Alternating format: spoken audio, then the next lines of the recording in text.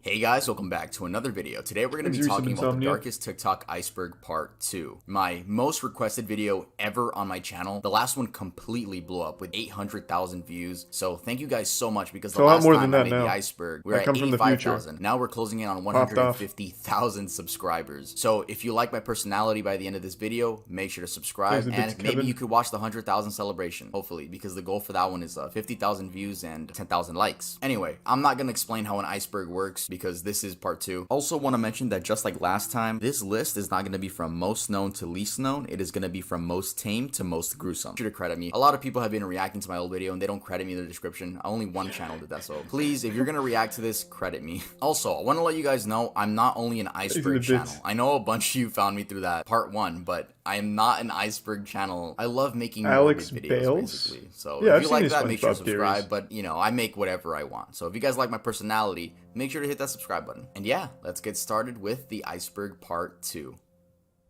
The tip. Faking disabilities part 2. Last time we talked about faking disabilities, we spoke about this man that was just pretending to be disabled in general. There was no specific disorder that he was faking. It was just, he didn't even explain it. That's how bad it was. But you guys were telling me in the comments that a lot of people fake Tourette syndrome and multiple personality disorder, aka DID. I always knew about these, but the reason I didn't include it in the original video is because I didn't want to call anyone out in case I called out the wrong person, and let's just say that person actually does have Tourette's. I would look like a horrible person. But luckily, someone was called out, and they were called out because they were faking Tourette's and they were caught. A user by the name of @TixandRoses was caught faking Tourette's. So this person would make TikToks showing their daily struggles dealing with this disorder. Though when they had a tic attack, this person was smiling throughout the experience. If you know anyone that has had a tic attack, you know that it's a painful and irritating experience, not something that you smile about and get giddy about. Anyway, this person was found out to be faking this because 1, people with real Tourette's were calling but even this got 2, controversial. they had a second account focused on crystals, energy, and astronomy. I privated the video because I didn't know what to believe anymore. They had no tics at all throughout these TikToks and the live streams on that TikTok account. Eventually, their sister posted on Reddit explaining that they had never shown any signs of tics as children. She goes on to explain that they want nothing to do with the family anymore, but they are mentally ill. Now, in the case of multiple personality disorder, aka dissociative identity disorder, there are a bunch of posts on the subreddit called their sister retracted the statement, where a bunch of users are being called out. However, I'm not going to be calling out any specific users for the multiple personality disorder because I simply don't want to. But what I will say is, if there are people faking Tourette's, I'm sure there are a bunch of other people faking all kinds of disorders on TikTok.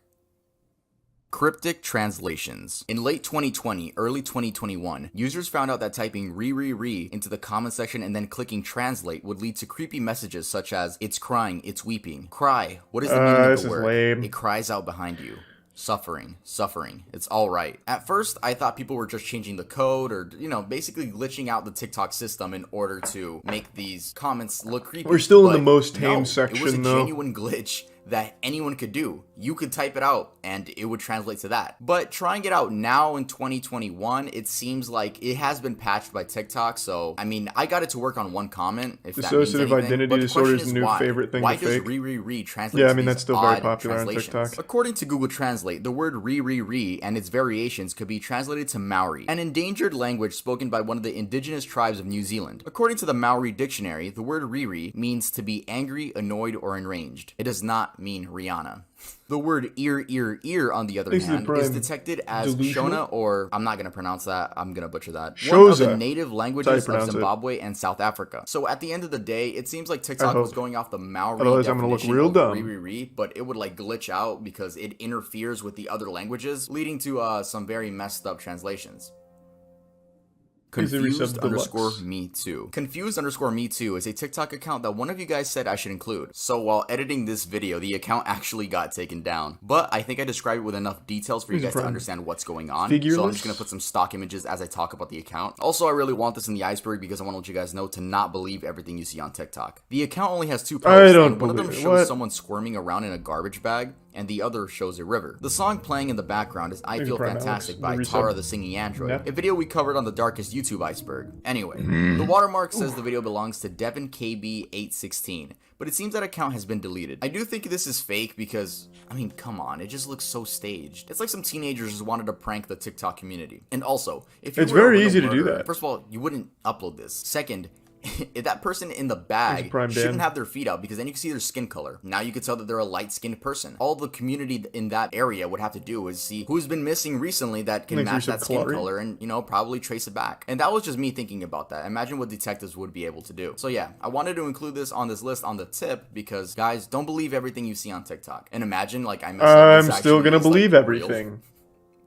Because it's more fun that way. Suffocating flies trend. In 2020, a new trend began emerging where users would trap flies in syringes and squeeze the bottom, alluding to the idea of the fly being squished to death. Most of the times they wouldn't squish the fly, at least on video, but sometimes they would actually post it. This is a rare case where someone actually claims they made the trend. The user goes by DJSHBDBDB, and his bio read, "Hey girl, I made that squishing fly trend on TikTok." Trend now. This user has since changed his name and gotten banned due to violating community guidelines. I saw some people arguing in the comment section saying, wow, Gen Z is so soft, we're really protecting flies now, but like, that's not the point of the argument. No shit, we all kill flies when they're flying around in our room. But it's just really stupid when people do shit like this for clout. Like, dog, everyone kills flies, but it takes a special kind of person to trap a fly, put it in a syringe, start squeezing the bottom of it, and then post it for TikTok clout. I don't feel like hunting that shit down. It's such a hassle. Fly at 50K.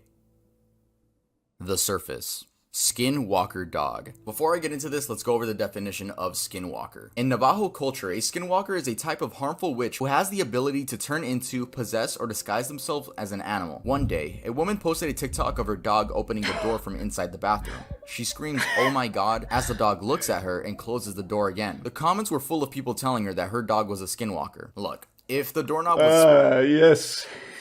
From Upper Kazuki. Yes, of course. The only man qualified to diagnose your dog with a possession. I have no doubt, too, that this kid truly believed it. They're like, oh my lord. That's our real possession. Just like in Demon Slayer.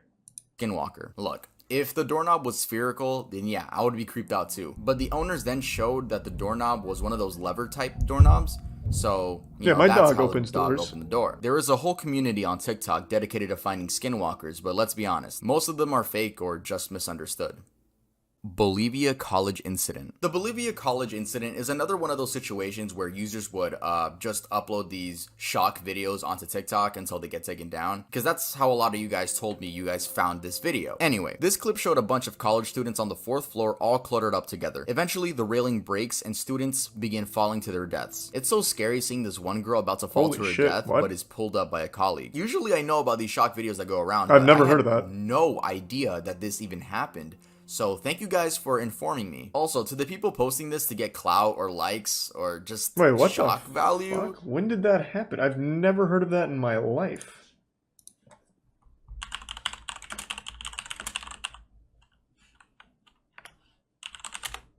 Well, I'm not looking it up on stream, obviously, but I've literally never heard of this ever. It happened in 2021. What? Damn, what overshadowed this? Like, did Dreams stream during this day or something? How is this not trending on Twitter? How far up were they? 4th floor, it says right here. It was all over Reddit. Damn, what the fuck was I doing in March of 2021? I never heard of that at all. Thanks to resub Watt and the resub Kazama. You're fucking weird, bro. You're a weird piece of shit. The body. Jesus, I'm sorry, I just haven't heard of it. Jesus. TikTok that man came after me. April 24th, 2021 was no longer a normal day. Instead, it became TikTok's day. I'm sure you all remember this because the news seemed to have went mainstream, considering my mom was talking to me about it because it was being talked about on Univision. But yes, this was supposed to be a day where guys would go out and... girls? I don't think anything happened though. I read a lot of articles about it, but it was just a big troll. Anyone got hurt. At least I hope so. I hope no one got hurt. I remember that one, yeah. The person who started this trend can't really be traced. It didn't seem like there was a person. It seemed like it was just a community that did it all at once. So, goddamn, man, thank you. Yeah. Update on Cat Killer's identity. In part 1, we talked about the lady cat killer that would go on Omegle with the tag furry from 12 AM to 2 AM and would show off skinned and burned cats. She would also go on TikTok basically having fun that she wasn't caught. And in the video, I said that the authorities did get involved, but I did not mention who she was because I thought the internet never found out, which was stupid of me because This is the internet. The cat killer was found out to be Crystal Cherica Scott, a 19-year-old so woman sweet. in Indiana who apparently sold animal crush videos on the internet. She would go on websites looking for families that were giving away their pets and then proceed to kill them on video. When searching her home, FBI agents recovered numerous animal parts and skulls that were consistent of the size of cats and dogs. Agents also discovered approximately 3 live dogs, 12 live cats, and several lizards. Scott is facing up to 7 years in prison, 3 years of supervised release, that and is a so maximum fine fucking of stupid. $250,000. That is so dumb that they are not more strict on that. It is fucking shocking. Even if, let's say you don't even like animals. Let's say you're a person that just fucking hates animals. At the very least, there is so much documentation to prove that people that harm animals or torture animals on camera for views or to sell the videos are literally the most likely to be serial killers. So even if you fucking hate animals, there is no argument where this person should ever be free again. For this long, this many tortured and killed animals on camera, there is no world where this person should be allowed back in general population. Fucking crazy. 7 years maximum with 3 years of supervised release. Good lord. Foreigner challenge. So the foreigner challenge is something I witnessed people talking about, but never saw any of the videos themselves. I mean, thank God, because this seems horrible. So this was a trend that started in April of 2020, where people would post compilations of little fan edits of themselves, basically, with Pop Smoke's song Foreigner playing in the background. Rest in peace, Pop Smoke. You cannot say pop and forget the smoke. Except the people in these edits would put their into these edits. Yeah, exactly. The animal harm is often a precursor to murder. Like almost every single murderer, like Richard Kuklinski, the Iceman, claimed to have killed over 200 people when he was working as a hitman for the mafia. Jeffrey Dahmer, I believe, also in that group. Ed Gein, pretty much everyone. Ted Bundy, I think, as well. Pretty much everyone you can think of all started with killing animals. Like just like torturing animals as a kid in their home or finding strays and beating them to death. They all started there. And yet still the law doesn't seem to take it seriously. Crazy. Which is already weird for TikTok. I mean, that's against community guidelines. But the reason this foreigner challenge blew up was because the main people Thanks doing to this CJ were minors. and the 5 gift subs, Tyler. Thank you, Tyler. Little girls. I don't know why. I don't know either. But basically a bunch of like bigger TikTok influencers were just like calling this out and telling like people to report these videos right when they saw them and, you know, trying to stop it basically. And I guess it worked because I've never seen one to this day. Again, thank God I haven't. Well, yeah, you'd be in jail if you did. Suitcase murders. In the summer of 2020, I remember this teenagers were using an app called Randonautica. This app provides you with totally random coordinates within a set radius. You can then choose if you'd like to adventure to that point. Honestly, it seems like a fun app. I might even download it after this video. No, this is not a sponsor. But in this case, these teens were led to some rocks on the beach. While there, they discovered a suitcase that they said smelled horrible. After recording some of it, they called the police, and authorities later discovered that there were human remains inside of that suitcase. This one was real. The man I remember was this. 27-year-old Austin Winter, who was killed by a gunshot wound. Police also connected this to another body they had found a month before near the same location. And that body belonged to 35-year-old Jessica Lewis, who was his girlfriend and died from multiple gunshot wounds. The killer hasn't been found to this day. Also, the family's GoFundMe is linked down in the description in case anyone wants to visit it and donate. Thanks to resub Kazbot. TikTok Bangladesh human trafficking. In June of this year, Bangladeshis were shocked when they saw a video circulating on WhatsApp. The video showed an almost 4-minute clip of a woman being gang and tortured by 4 men and 1 woman. Authorities got involved and were able to save this woman, which was a victim of human trafficking. The reason this is on the Iceberg is because a popular TikTok influencer who went by the name of Babo not only and trafficked the women in the video, but also would use his social media clout to lure 50 other women into a cross-border human trafficking ring between Bangladesh and India. Traffickers use TikTok and Facebook groups to find women in Bangladesh. They were lured to India under the false premise of either shooting videos or finding employment. Man, that's sick. Imagine like a struggling woman in Bangladesh looking for a job, looking for employment, just to be lured into one of these No, I don't think Puberty I've ever heard advice that one, pages. Goblin. In May of this year, an account on TikTok began gaining traction called Puberty Helper 101. The goal of this page was to help little girls go through puberty and deal with the changes their bodies were going through. But eventually, people found out that the owner behind the account was a grown man. It was even more disturbing when the account posted this. Hey guys, I'm going to pick 3 of you randomly and DM you and give you my phone number to help you and talk you through anything you need. If any of you would find this helpful, write in the comments and maybe I'll pick you up. What the fuck? This TikTok account. Thanks, Austin Jones, I guess. Community found out it existed. Who ran that account? EDP? Like, goddamn. In April of this year, a 12-year-old boy by the name of Joshua passed away due to attempting the quote-unquote blackout challenge. This challenge consisted of choking yourself until I remember this one. Joshua's twin brother ended up finding him unconscious on the bathroom floor. This resulted in Joshua being brain dead and being on life support for 19 days until eventually passing away. Their GoFundMe is also linked down in the description. They're almost near their goal. Their goal is $200,000. Yeah, if you guys want to donate, then donate, but rest in peace to Joshua. Rest in peace. 1444 video. The 1444 video is another video that would circulate around TikTok, just like the Bonnie McNutt video and the Bolivia college incident. This 2019 video showed a teenage Russian boy sitting on his couch saying a quote and then shooting himself in the head with a semi-automatic rifle. The way this video got its name is unknown, but I'm sure someone just button mashed, you know, just 1444. But it was actually uploaded to YouTube with the name 1444 and was left up for 3 days. So YouTube just didn't take it down for 3 days straight. Anyway, the young man in the video went by Gleb, and I'm not gonna pronounce his last name, I'm gonna butcher that. And the story goes, and I quote, according to friends, the young man decided to commit after a quarrel with his girlfriend on the basis of jealousy. Against the backdrop of personal problems, this event became a fatal, irrevocable moment, after which the young man decided on a desperate step. Beloved Gleb was a 17-year-old Muscovite Elsa Gumirova. Girl showed no interest in the last hours of the young man's life and didn't even go to the broadcast. She refuses to comment on what happened. Why would she go to the broadcast? I think that's probably a translated paragraph because the English wasn't that good. Fucking traumatizing. Please take this as a grain of salt because that was submitted by an anonymous user. He was live streaming this on VK, which is a social media in Russia. Before he commits, he says a quote, and that quote translates to, Nikita, if you tell my parents about this too quickly, I'll get you from beyond the grave. I know that you have their phone numbers. Anyway, how does the saying go? Neon Polka. Neon Polka is a reference to another Russian person that also committed. And that person actually laid on train tracks and was, I don't even know if I could say that, but her head came off on the train tracks, and her last post on social media said Neon Polka, and it became like a meme in Russia, I guess. So you say that before you commit.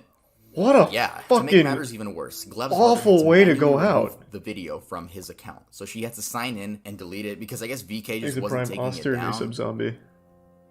I don't know why that reminded me of something. Do you guys remember the hot coil challenge? That was back with the Tide Pod eating shit. There was a dude who threw his arm onto like a hot coil on his stove for the hot coil challenge. Anyone know what ever happened to that guy? And then he just like burnt the shit out of his arm, like probably a permanent branding. And then he was about to do it again before his friend stopped him. It never caught on or anything. But I was just wondering, does anyone have a follow-up to that?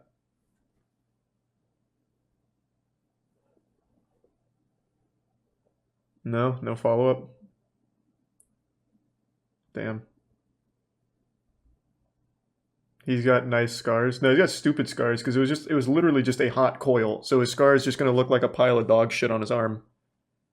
It's not even like a cool scar or anything.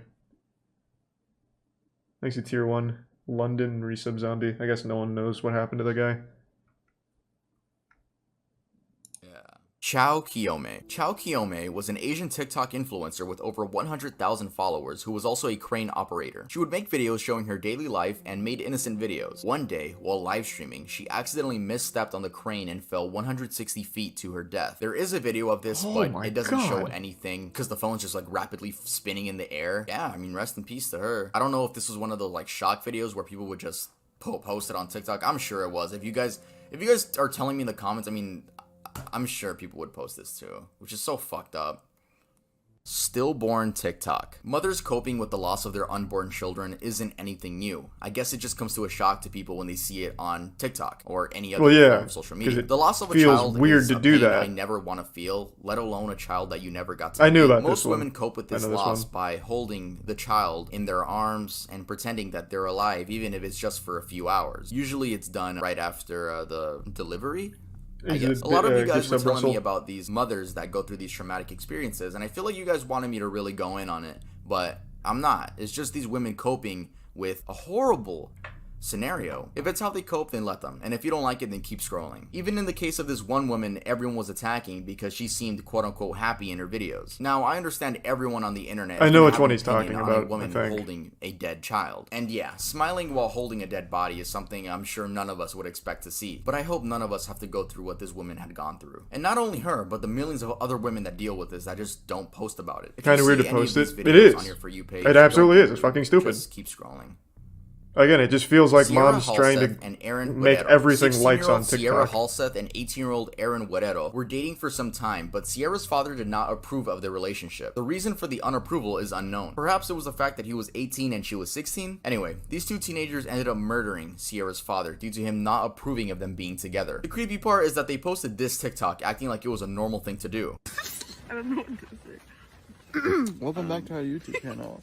After murdering Day 3 after murdering somebody. Whoa! Whoa, what a way to start a vlog. Hey, had been hey, stabbed whoa. to death and his body was set on fire. His body was found in his own garage. Cops say Sierra and Aaron then took off in her dad's car right after the event. They were arrested days later 400 miles away in Salt Lake City after apparently trying to dodge a train fare. The teens were also caught on camera buying these tools such as like bleach and other cleaning products like if they were gonna clean up the murder scene. The teens have been charged with murder but haven't entered a plea. If convicted, Guerrero could face the death penalty. Because she is a minor, Sierra faces life in prison.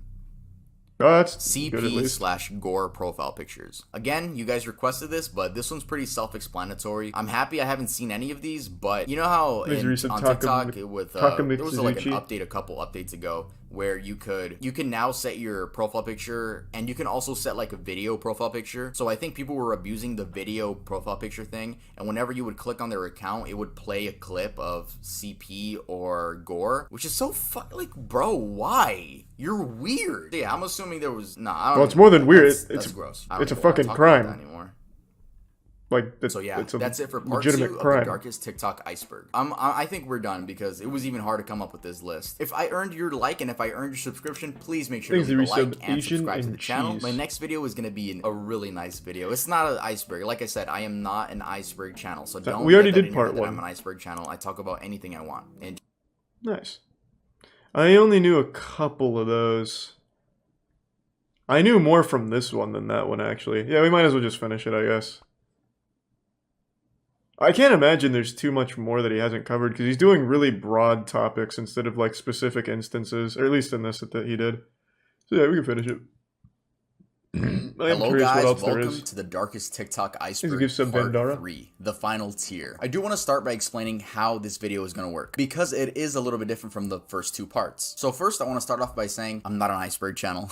just want to get that out there. If you guys want to watch my last video, make sure to go watch it after this video. It is called Cartoon Episodes That Traumatized Children. So yeah, if you like morbid horror video essay I already know what's going to be on there. Make sure to hit Courage that of Charlie Dog, King anyway, Ramsey's usually Curse. we go from most tame to most gruesome, but for this video we will be talking about 10 topics, those being the worst of the worst that we could find. And why do I say we? Well, today we actually have a co-host for this video. Joining me today is the amazing True Crime Cam. You guys may have seen her TikToks on your For You page, considering she has 1.3 million followers on the app. I just really needed someone who had the TikTok knowledge. So this video will be split evenly. I'll go once, then she'll go, then I'll go, then yeah. Make sure to subscribe to her. She's gonna earn your subscription by the end of this video, trust me. Also, thank you guys so much for letting me get the 100K plaque. That's so amazing. When we started this series, I was at 85,000. Now we're nearing 200,000. Isn't he close to like 500K so thank you guys so much for sticking around. He's over. And God damn, he's popping off. Grab a snack. Let's get started with the video.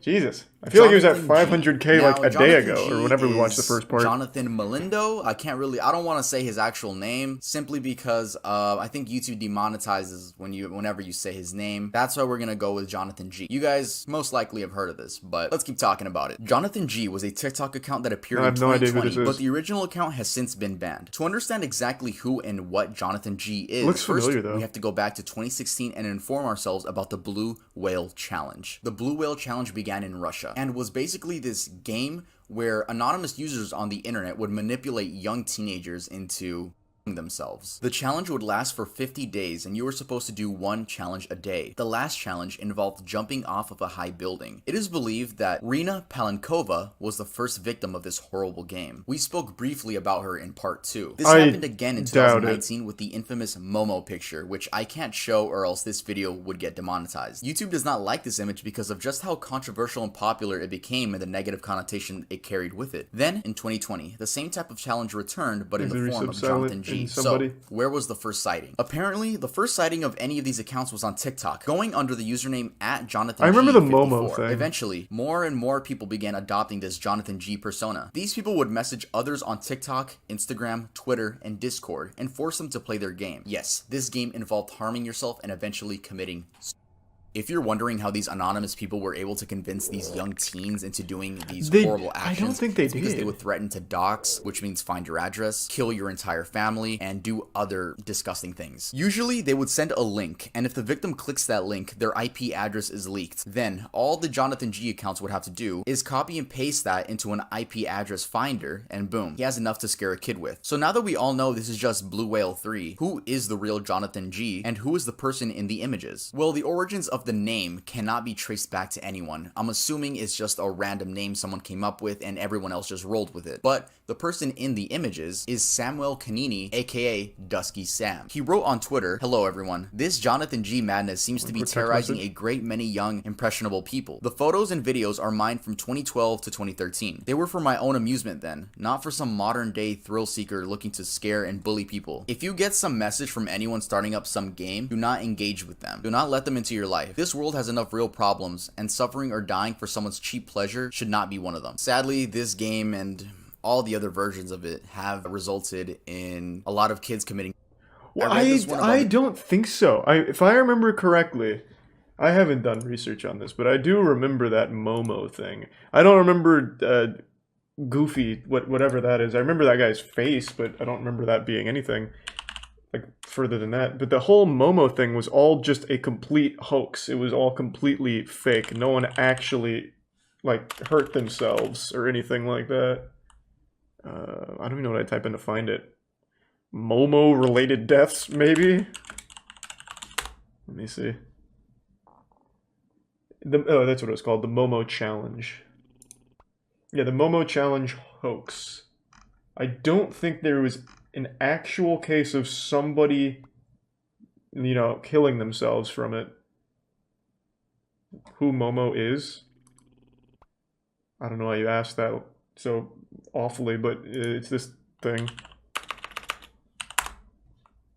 It's a picture from some old horror skit or something. This thing.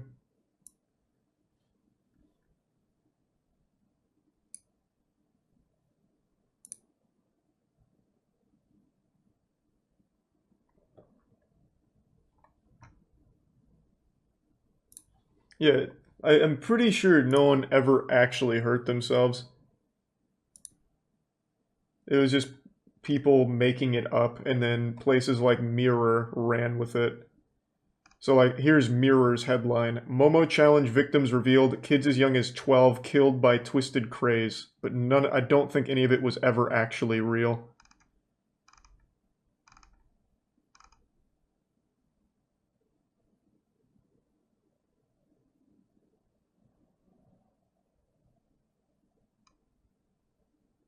I'd have to look more into it, but yeah, I do remember it all being outed as like all those stories that were reported weren't actually true. There's a Prime Outlander and the resub Dictron and Tier 1 Hammer. Give me one sec.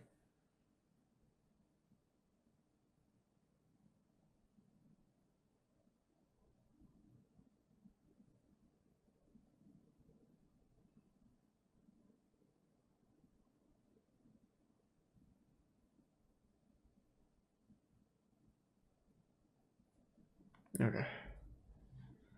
This 11-year-old boy in Italy, and he left a note on his tablet, like his final message, and that... Okay, people keep saying Blue Whale. I don't even know what that is. That is foreign to me. I know Blue Waffle, I've never heard of Blue Whale before, so I don't even know what to look up here. Blue Whale death? Well, I just got videos of blue whales dying, okay, so probably not. What do I look up? Blue Whale Challenge?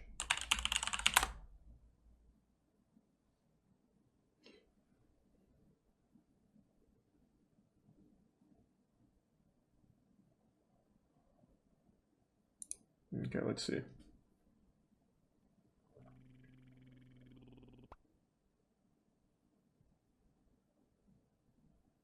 It was a Russian thing?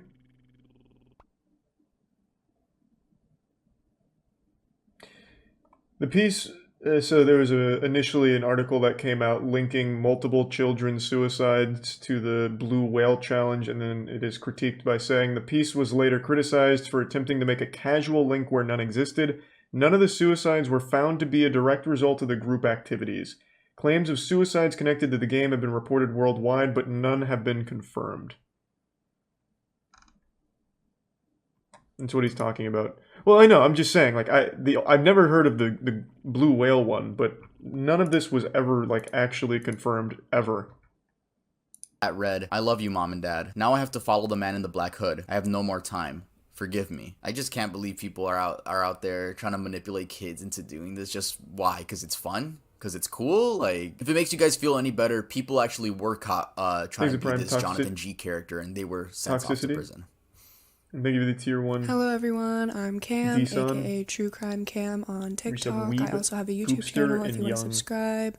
I would love you forever. And I also want to say thank you to Tuv for inviting me to collab on this video. You're awesome. Okay, let's get into it. Let's talk about John Ferry, aka the founder and CEO of John's Bones. I'm sure a lot of you have seen this guy on your TikTok For You page at least once. And if you have seen him, you would remember because he has a massive collection of human bones. He's come under scrutiny recently because people are questioning if his business and the way he treats the remains are ethical. John told Mashable this in an email referring to his business. Quote, "These pieces are not decoration. They are teaching tools and serve a very important purpose." This is a very hypocritical statement considering John has dressed up these human remains and let his cats play with them like toys. Oh. I was gonna say, like, that's a pretty reasonable response. How to tell the difference between a male and female skeleton? By fisting. We drove to buy a real human skeleton. The thing about the question of where do I get them from? I bet the people would be happy to see their bones being so enjoyed. It doesn't matter to like 99% of you because you won't do anything with that information. And the second thing is it's kind of like going to your weed dealer and being like, where do you get your weed from? I first want to point out that John is not an osteologist, which is a trained professional who critically analyzes and evaluates remains to determine where they came from, how old they are, etc. People have stated that if he tried to get into this field, they would shut him down as soon as they saw his TikTok. John is just a designer, a rich guy in New York City that started his business with the help of his parents. John buys his remains from old medical collections or bone traffickers, then sells them back to the public under the guise of making the study of bones and human anatomy accessible. Anyone could buy these human remains and do whatever they want with them. You could close out this YouTube video right now and go buy some human bones. That is it. Give me just 1 second. Is that true? I had no idea. I know you can buy, like, I remember in college some classes had human bones to teach. I didn't realize that was just something I could get on Amazon. Let me see. Bone trafficking? Let's see. Looted skulls and human remains are being sold in the black market. So where is this site? Because that's not coming up for me. Is it on Etsy, maybe? And do I get to know whose bones they were? Like, do I get, like, a picture of what they looked like before death? And it's like, hey, it's belonging to fucking Paul Cheeseburger. These are his bones. Thanks to resub Skykill and Squatch. Yeah, I just read about that, Shadow, but like I said, there's no actual reports of that being real or anyone actually doing that. Thank you to 2K Bits, Nick, and the resub intervention. Thank you for that, Nick. Yeah, I don't know where I'd find bone traffickers. They're like an NFT. I mean, unironically, you get more value out of human bones than an NFT. Yeah, this guy seems like a real maniac. If you have the thousands of dollars to spare. There's also absolutely no way to know if these bones were collected ethically. I mean, if someone really donated their body to science, do you think they want to be hung in some random New Yorker's apartment put on TikTok? So the even darker side of this practice is the history of colonizers grave robbing indigenous people and stealing their bodies for, quote, scientific collections. At one point, John listed for sale the skull of a Sami person. The description of the skull also included a slur in reference to the group. Once people found out, he quickly removed it from his website and didn't address it. To give some background, Sami people were routinely collected during the 19th and 20th centuries through grave robberies, excavations, and trade, none of which the Sami people agreed to nor wanted. Specifically, during the 1950s, 25 skulls were exhumed and examined to test racial theories. It wasn't until August of 2019 the Swedish History Museum finally returned the remains of indigenous Sami people to their original burial grounds. I want to end this topic by reading a direct quote from the Pedestrian article written by this individual. Quote, "Black, indigenous, and other ethnic bodies are not props for art. They are not objects to be pillaged and dissected by anyone. They are not exhibitions." So is that what John was doing? Was he personally going and exhuming these graves? And we shouldn't be okay with the private trade, or he just had his mom and dad's credit card and bought bones, which people have no ethical right to procure in an industry built on racism and violence. Gemini, corrected. Okay, so in part 2, I spoke about Gemini and Daniel Larson. I got some backlash for my bad research from a very serious Papa Gut. We spoke in DMs, and I even popped into his stream, and we had a very nice and wholesome conversation about the topics that I messed up on. He was extremely nice when educating me on both situations, but today we will only be talking about the Gemini situation, not the Daniel Larson one. Reason being, I was planning on talking about both Gemini and Daniel Larson and correcting both, but Daniel Larson, or at least I think it's him, left this disturbing comment under Papa Gut's video, which made me say, you know what, I'm not sticking my head any further down this rabbit hole. I spoke to Papa Gut in DMs, and he agreed that that situation is just kind of getting out of hand at this point. So if you guys want to know more about that specific situation, make sure to go to Papa Gut's channel. He has a bunch of videos about Daniel Larson. Anyway, back to the Gemini situation. In part 2, it seemed like I almost downplayed the Gemini situation. By the way, if you guys go back to the video is updated. Those 2 segments are actually trimmed out of the video. It seemed like I downplayed the situation, which is something I would never want to do. Who the fuck is Daniel Larson? About the R word here. I would never want to downplay that. I was telling Papa Gut in the stream that those were not my intentions at all. Like, I was not doing this with ill intent, you know? Anyway, I went on Papa Gut's Twitch stream. As I was saying, he was educating me on both situations, but I would like to share with you guys some notes that I took while learning about all the horrible things Gemini has done. So first off, I want to say that Papa Gut was actually one of the people that really pushed for Gemini's termination of all of social media. And judging from Papa Gut's uploads,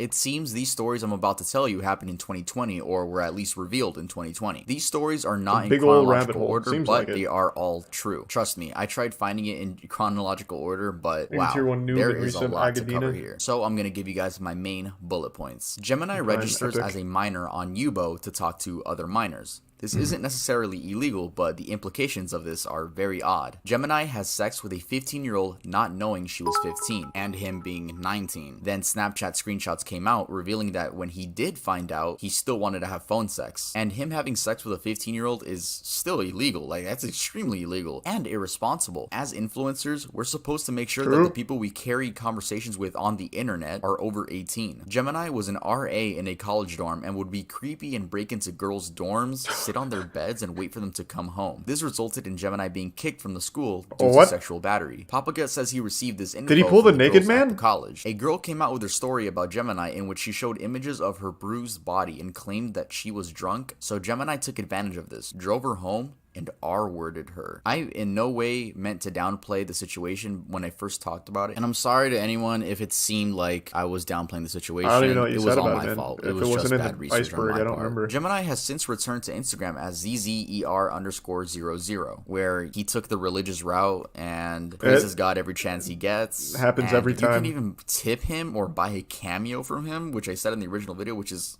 why? Why? So yeah, this Gemini dude is disgusting and trying to get people to pay for his cameo, like, or tip him. It's absolutely disgusting. And again, thank you to Papa Gut for educating me on the subject. I've never heard of him or Daniel Larson. The killer that TikTok users found and caught.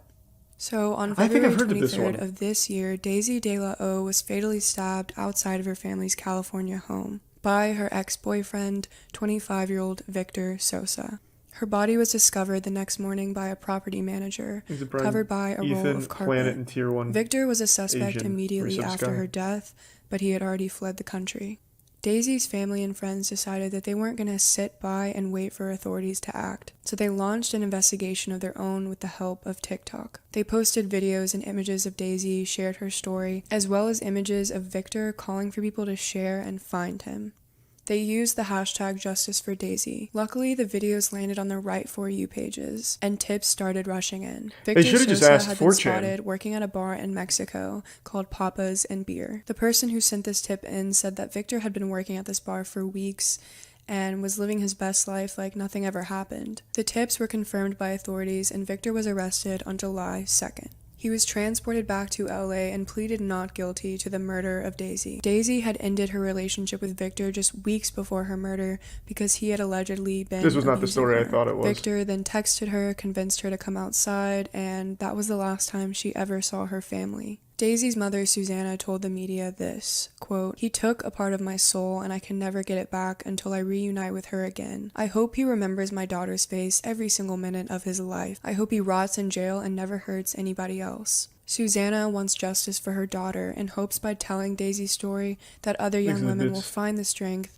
to lead these abusive relationships. If you or someone you know is suffering in an abusive relationship, go to www.thehotline.org. I feel like TikTok would actually be a really good tool for something like that. Benadryl challenge. Just because everyone has TikTok. Trend surfaced on TikTok. That being like, look at EDP, for example. EDP literally can't exist in even like a parking lot in bumblefuck nowhere without someone videotaping him for TikTok. That man can't go anywhere. So actually, maybe using TikTok as a resource for catching people would be pretty effective just because there is so many people on TikTok.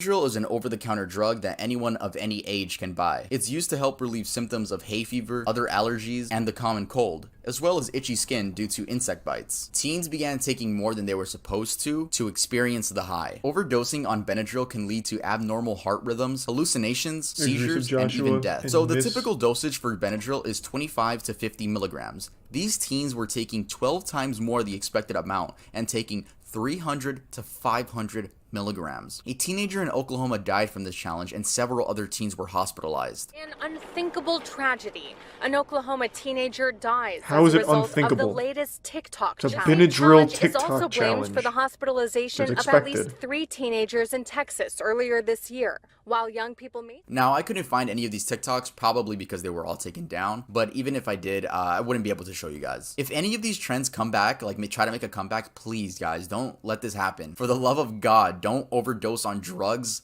and then record yourself and then end up getting hospitalized. It's one of the dumbest things you can do. It is definitely up there. The TikTok challenge that dares people to strangle themselves and escape. This challenge has been referred to as the blackout challenge, the game of choking, and speed dreaming. Even though this is public information, because this child is so young, I'm going to be referring to him as Junior. In June of this year, a young boy was found unresponsive in his room with a belt around his neck. This was also just in the last one. His family rushed him to the hospital where he was pronounced deceased. In an interview, Junior's family said, quote, "It wasn't until later on that we found out there was some type of video on TikTok letting kids know how to strangle yourself. But he's 7 years old, so how is he going to get out of it?" A spokesperson from TikTok has since said that the challenge has been banned from the platform. Junior's family encouraged parents to block various social media sites and educate themselves about what could be lurking behind their kid's screen. The effect of as a parent, you have to know TikTok's not going to be great for beyond the United States. In January of this year, Italian authorities launched an investigation into the death of a 10-year-old girl who participated in the challenge. The girl was discovered by her younger sister in the bathroom. Authorities then seized the young girl's phone. In an interview, the girl's family said, quote, "We didn't know she was participating in this game. We knew that she went on TikTok for dances, to look at videos. How could someone imagine this atrocity?" Italy's data protection agency even filed a lawsuit against TikTok in December of 2020. This lawsuit alleges a, quote, "lack of attention to the protection of minors." and it criticizes the ease in which young children could sign up and use the app. These are just 2 of the several kids that have passed away after participating in this dangerous TikTok trend. And this really begs the question, what dangerous TikTok challenge is going to trend next? And is TikTok even going to stop it in time, or is it going to take the lives of more kids? Yes. Zombie Woman is. You want to know how you solve it? Unironically, YouTube had the solution. You have YouTube Kids, where you literally can't have anything but shit for kids. Then you have normal YouTube. And then they fucked it by just still allowing kids on normal YouTube anyway. So that's how you solve it. You have TikTok for kids, and you have a TikTok that kids cannot access. And the 2 never collide. That's how you also get rid of all your child predators. Easy. But then again, it's hard to well, you wouldn't know people's ages on TikTok for kids, I guess. I don't know how you'd enforce it. Right? We're prototyping right now in the lab. I'm still coming up with the solutions. Thanks to the resub Roston and the gift sub Mr. Asian. Require an ID to sign up? Yeah, but kids don't have an ID. What are they gonna give me? Their fucking Roblox username? Yeah, it'd be tough. How would you enforce it? A biometric scan? I don't know what the fuck you'd do. Social Security? That'd be good, because that solves 2 problems. Not many people want to give up their Social Security number, so then TikTok dies, and that's a net positive overall, too. So, yeah, I mean, I guess you could do SSN. Thanks to the resub. Necreus, Genix, and Roston. And the 5 gift subs Cyaxis. Appreciate it, man. Thank you.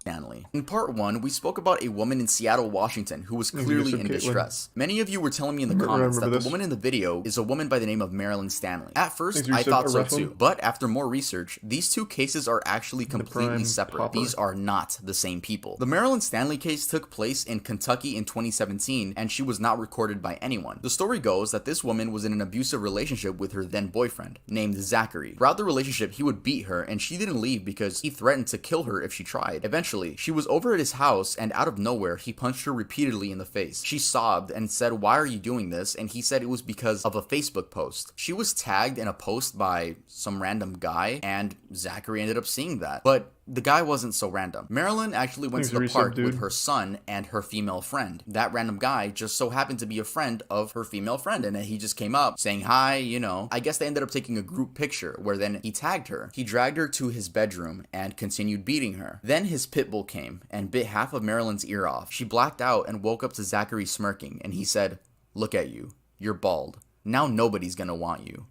Jesus, go look at yourself in the mirror. Christ. She describes going to the mirror, but you know, only seeing her bloody head. Didn't think much of it at the time. I mean, the adrenaline in you, and you just want to escape. He then continued beating her for another 2 hours straight. And this dude had the audacity to drop her off at her mom's house so her mom could see her. And then he just drove off. So then her mom drove her to the hospital. Gonna call the police now. And Zachary, he ended up blaming the scalping on his dog. But detectives were able to find out that the knife his dog he a barber? used had scalp on it. So it was obviously him that did that to her to make sure that she wouldn't be able to find a boyfriend in the future. And sadly, the pit bull was euthanized. This idiot ended up getting 20 years in prison, which, bro, honestly, I think we can all agree he deserves a lot more. And sadly, Marilyn has to wear wigs now since she cannot grow hair at the top of her head anymore.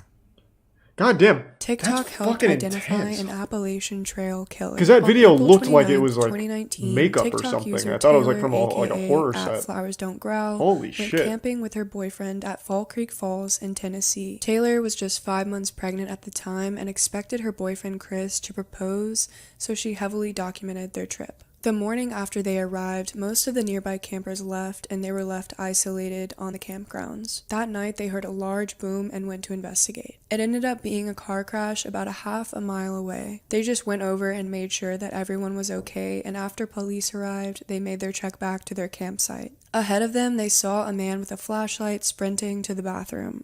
They joked about it and assumed that this guy just really had to use the bathroom. However, instead of going into the bathroom, he just stopped, turned around, and started staring at the couple. He then said, quote, "Wow, you guys are fast." Chris thought he was referring to how quickly they got to the crash, and responded that they just wanted to make sure that everyone was safe. At this point, Taylor and Chris were just really confused and wondering why this creepy man had a weird smile across his face. They wanted to get out of the situation, so they just said they had to get back to their campsite because police were waiting there for a statement from them. They attempted to walk past him, but the man just kept moving towards them and playing with something in his hoodie pocket. This is where things got really scary and intense for them. The man said, quote, "Car accident? It got me thinking about when I was hiking and past these flowers. I stopped as they were beautiful and I heard deep growls and it scared me. And it made me think, you never know what day is going to be your last." This is when Taylor finally saw the outline of what the man was playing with in his pocket. It was a knife. She told Chris to run and screamed, quote, "Flowers don't growl," hence her TikTok name now. She and her boyfriend took off and the man started chasing them. They ran back to the crash site where luckily officers were still on the scene. The man must have been scared by the police lights because he just eventually wandered off and faded into the darkness. An officer accompanied them back to their campsite so they could gather their belongings and get the heck out of there. A whole year went by and there was no word from authorities on who this mysterious man was and why he tried to kill them. So Taylor went to TikTok to post her story and share her terrifying experience. Her videos went viral, and Taylor learned not only the identity of the man, but the fact that he had killed someone just 2 weeks after they'd crossed paths. A month after Taylor and Chris's scare in May of 2019, Ronald S. Sanchez Jr. hiked the Appalachian Trail. On the 10th, just 2 weeks after Taylor and Chris were nearly killed, Ronald made it to Southwest Virginia. This is where Ronald ran into the man that attempted to murder Taylor and Chris, who was later identified as James L. Jordan. Ronald managed to send an emergency signal via his GPS device just before James Jordan fatally stabbed him. A Canadian woman nearby was also stabbed and managed to survive by playing dead. She then ran back to meet the other hikers and made a 6-mile trek to safety with them. In April of 2021, James Jordan was found not guilty by reason of insanity. Devious lick trend. What? I actually just read something the other day that when you plead insanity, it's actually worse for you. Thanks to the resub, Hot Dog, Limbo, and 130. What was that dude's name? James what?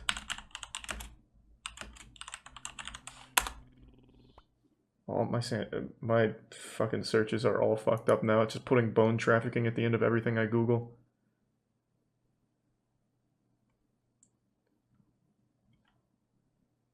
What was it? Not James Corden. The fuck was it?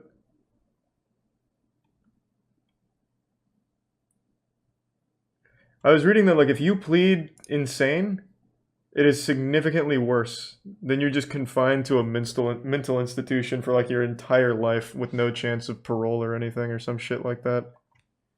James L. Jordan? Is that it?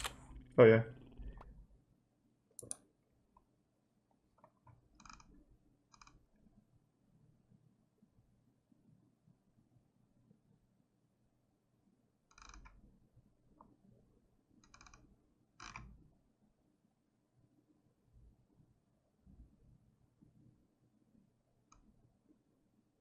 Yeah, so he's not free. He's still in federal custody. That's what I just wanted to see. Though there is that, we even went over this on stream a while back. Do you guys remember, I think it was in Canada, there was that guy on a bus who out of nowhere grabbed a knife and stabbed a passenger. I think he ripped his head off, like cut his head off, and ate his eyeballs while everyone else on the bus watched. Because they got off the bus, he just out of nowhere started stabbing some random passenger. They all got off the bus, and he just sat there in the bus and ate the dude's eyeball. That guy only spent, I think it was 5 years in jail, and then was let go. He's completely free, he changed his name, and now he works a normal job. He's just back in general pop. No, it wasn't drugs, it wasn't anything like that. He pleaded insanity. And I guess after 5 years, they said he was good. No, that's real. What the fuck was his name? We're kind of going back in time because we already did this, but let me look it up again.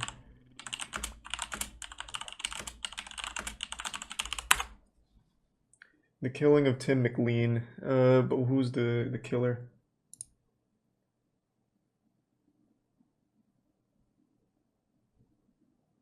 Vince Lee. Oh, the man formerly known as Vince Lee.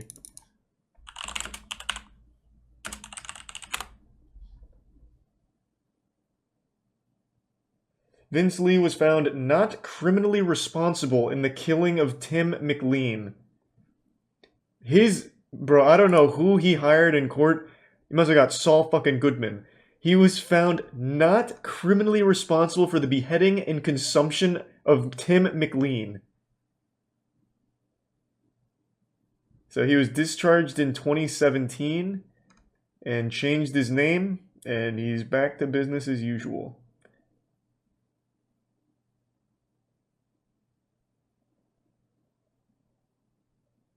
Fucking wild.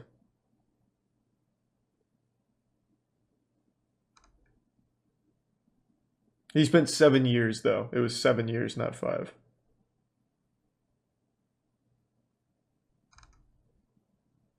God damn. Wasn't drugs. Apparently, they said that he had untreated schizophrenia. That's what his legal defense said. Whether or not that's true, I mean, that's up to whatever you want to believe. But after spending 7 years institutionalized, they deemed him safe to be put back into like general pop. So he went to independent living. From independent living, he changed his name and now he's just full-blown like back to being a citizen. Though even the people that discharged him have said, I'm concerned about a relapse. So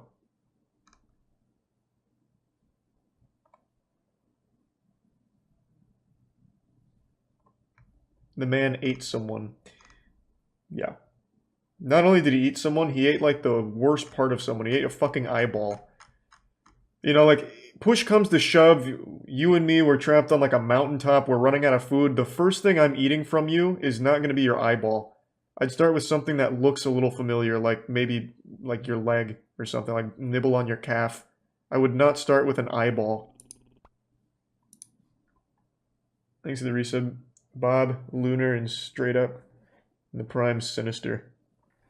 This lick trend is the most recent trend that I'm going to be talking about, and it's so recent in fact that it's happening as this video is going to be uploaded. In case you don't know, hitting a lick means robbing someone or robbing a certain place. Shout out to GTA for teaching me that. Basically, high schoolers are stealing things from their school, this one was trash, and posting it on TikTok like it's some sort of achievement. At first, they were stealing things like the clock in the classroom wall, calculators, expo markers, but as time went on, kids began stealing things of way more value. Why? For shock humor and TikTok likes. They have stolen things like water fountains, fire extinguishers, bathroom mirrors, security cameras, hand sanitizer dispensers, toilets, and so much more. Not only this, but kids began like just basically destroying the inside of their bathrooms, just making it a living hell for all of the staff and janitors. This trend has actually forced schools to remove the bathroom doors, go on lockdown, make announcements, and overall just super glue everything to their facilities. It's fucking dumb. I'm just kidding. That last part was a joke. They don't have to super glue. I don't know how vandalizing and committing theft is a trend now, and especially the fact that you snitch on yourself when you post about it. You know, we only have 3 months left in 2021, and I won't be surprised if there's one more stupid trend just squeezed in there, maybe even 2,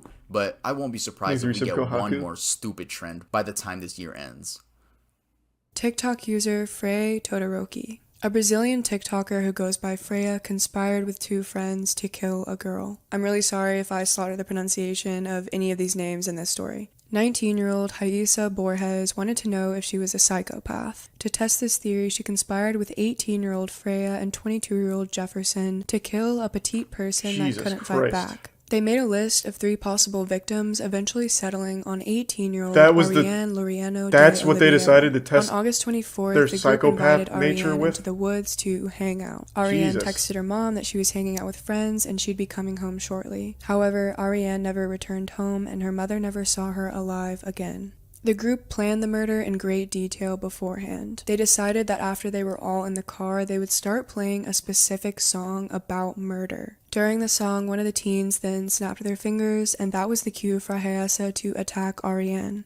Raíssa then started to strangle Ariane, but ultimately couldn't kill her alone. That's when Freya and Jefferson joined in. As Ariane passed out, they stabbed her 3 times to make sure that she was gone. The group then disposed of her body in the woods and fled. Ariane's body was discovered a week later on the 31st after reports of a foul odor came to authorities. On September 16th, authorities arrested Ayesha, Freya, and Jefferson, and this case is still ongoing. Hopefully it ends with if you guys life in enjoyed prison. The video, make sure to leave a like, and if you're not subscribed, if you want to know if you're a psychopath, just do what normal people do. See if you like Overwatch. Also, don't forget to subscribe to Cam. She makes amazing content, and I'm sure if you guys enjoy my videos, you're gonna love her videos. Make sure to go check out her link. I never heard of that story. And also shout out to Papa Gut for educating me on the Gemini and Daniel Larson situations. And as for the Iceberg videos, I am gonna continue making them, but I don't want my channel to be an Iceberg channel. So you guys, I hope you guys can watch my cartoon episodes that traumatize children. I make morbid videos. I say it every time, but I want you guys to realize that and just don't subscribe to me because Iceberg guy. That was good though. Those were good icebergs. I had heard of a decent bit of them, but not a ton. Especially not that last one. I feel like that one would have been big.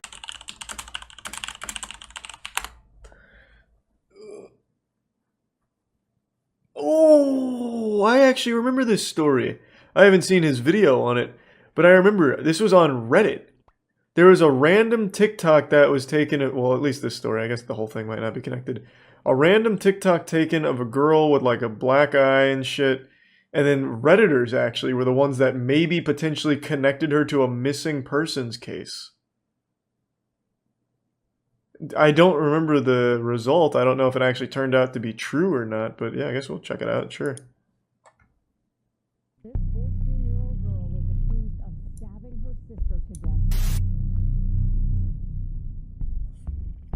Exit Tier 1 Sam, Tier 1 Pringles, and the resub Brian, and the Prime Brad, Airman, and WQ, and Tier 1 Iron Man. Yeah, someone mentioned the Andrew files earlier.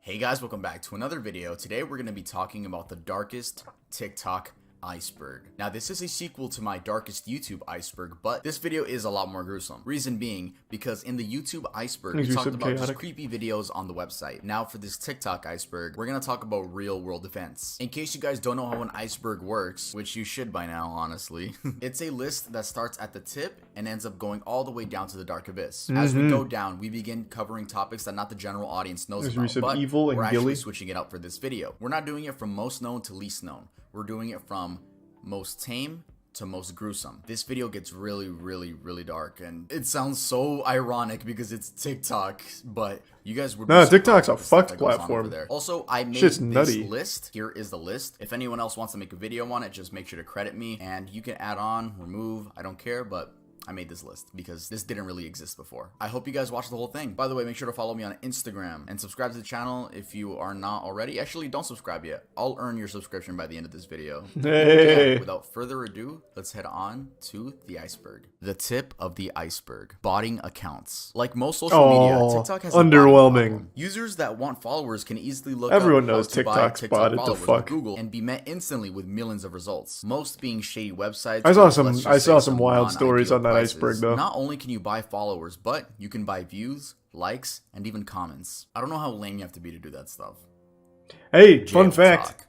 That's how Travis Scott started. Travis Scott bought all of his followers on SoundCloud when he started. His manager came out and said that Travis Scott, paid him to set up a bot farm for his SoundCloud engagements, and then he was able to pitch that manufactured success to a record label. So yeah, that shit really works. Jail talk is a term used for inmates which have their cellular devices with them and make TikToks. These videos are for the most part innocent and wholesome, with the comment section usually joking about how they can escape. They're not hurting anybody, but there is a reason why they are in jail in the first place, which is why they are on this list at the tip of the iceberg. Fetishization of murderers. TikTok is a place for anyone with any interest. That was big on Tumblr. Some people are interested in murderers. I mean, my whole channel is dedicated to morbid topics. But some people, mainly young teens, push the boundary a little when they begin romanticizing these murderers. Take Cameron Herron, for example. In April of this year, this 21-year-old man was sentenced to a total of 24 years in prison for killing a 24-year-old mom and her baby during an illegal street race. Yet people on TikTok were begging for his freedom because he is quote-unquote cute. With dedicated fan edits, comments like, chances should be given and he deserves it, and he is innocent, please let him go, or justice for him. They still exist. I see them on Twitter all the time. Writing these comments have no real sense of murder and have no idea how this affects the family. Hey Emily, just because you sat through the entirety of True Crime on Netflix doesn't mean you have a special connection with murderers. It's not only male murderers that are simped for, though. There's also the case of Isabella Guzman, who in 2013 was the age 18 and stabbed her mother 151 times, killing her. TikTok teens began requesting for her freedom because 1, they just thought she was cool, and 2, people said that the only reason she killed her mom was due to being abused, though that was never proven, so people were just going off word of mouth. Fetishization of school shooters. Just like young teens simp for murderers, they also simp for school shooters. Most notably, Devin Erickson, which we actually talked about on this channel back in March. Who the fuck is that? That's exactly what you'd expect. Fan edits, comments saying he's hot, and I wouldn't doubt some asking for his freedom. Speaking of romanticizing school shooters, I remember FTP made a couple shirts referencing who the fuck was that? I've never heard of that guy. He was a school shooter? Dude straight up had like cotton candy hair. I guess it's good that I have no idea that dude's name. But yeah, no, I had no clue. I've never seen that guy before in my fucking life. Columbine school shooters, Eric and Dylan. And in one shirt, there's a print of both of them after they committed. I don't know who started this trend of thinking school shooters are people you should idolize, because they're not. They're shit humans that took away lives of innocent people. Yep. Hey guys, I just want to take a few moments out of this video to talk about today's sponsor, Atlas VPN. They actually sponsored the last Iceberg video. Nice. Buying rare usernames. Rare usernames are exactly that. Usernames that are 3 to 4 letters each, or usernames that are a single word or name. Twitter and Instagram also have these communities which sell and buy rare usernames. These purchases take place outside of the app on forums and sell for upwards of $4,500. Usually these purchases are made using cryptocurrency, but at the end of the day, it is up for the people within the deal to decide. Fake TikTok login sites. I haven't heard of that one, This is a scam that aims to steal your account by collecting your username and password. Scammers do this by sending you a fake login site that looks just like the real TikTok website, except the only difference is the URL. The URL should be tiktok.com, but instead is something like tiktoklogin.site. Once putting your information in, you'll be met with a fake 404 error screen. The Surface. Faking disabilities. There was an instance this was big, still big. Did some detective work and found out that the account at Adopted and Disabled Child was actually a guy pretending to be disabled. For what? I'm assuming for clout and then collecting donations afterwards. All credit to her because she actually found out that the quote-unquote disabled man in the video is a soccer player for a Norwegian football team. What goes on through your head to say, you know what? I should fake a disability today and post it on TikTok. Eventually, your friends and family will find out, and if not, then a random girl on TikTok will. Lopez brothers. Okay, I honestly don't want to waste my breath on these fucking idiots, so I'm gonna make this one really quick. Yes, they are both guilty of soliciting minors. Yes, there is proof. She's 14. And you are how old? Who the fuck are they? I've never heard of them. 23. Yeah. You know what can happen to you? I do. You can end up in jail. I do realize that. Man, that video didn't really pop off. Let me take a peek. I bet they're doing just fine on TikTok. Honestly, it might even be good marketing on TikTok, so that way the little girls think they have a chance with them, I guess. Which they very well might. Tony Lopez. That's not Tony Lopez, that's an old man. Tony Lopez has 23 million followers, and he's doing real well. Posted a day ago. Let's go! He rated his attractiveness. Look at this. Nice. Yeah, no, that really, man, him being outed as a pedophile apparently really, fuck, it really ruined him. Who was the other one? Andre Lopez? He probably took the brunt of it. 21 million followers. He's doing even better than his brother. Hey, look, he's doing a dance. Nice. See, that's the beauty of TikTok. No matter what you do, you can't be canceled on there. And you know why?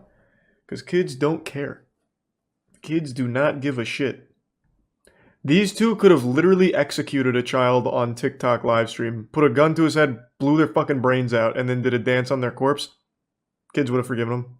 Literal next day. You can end up in jail.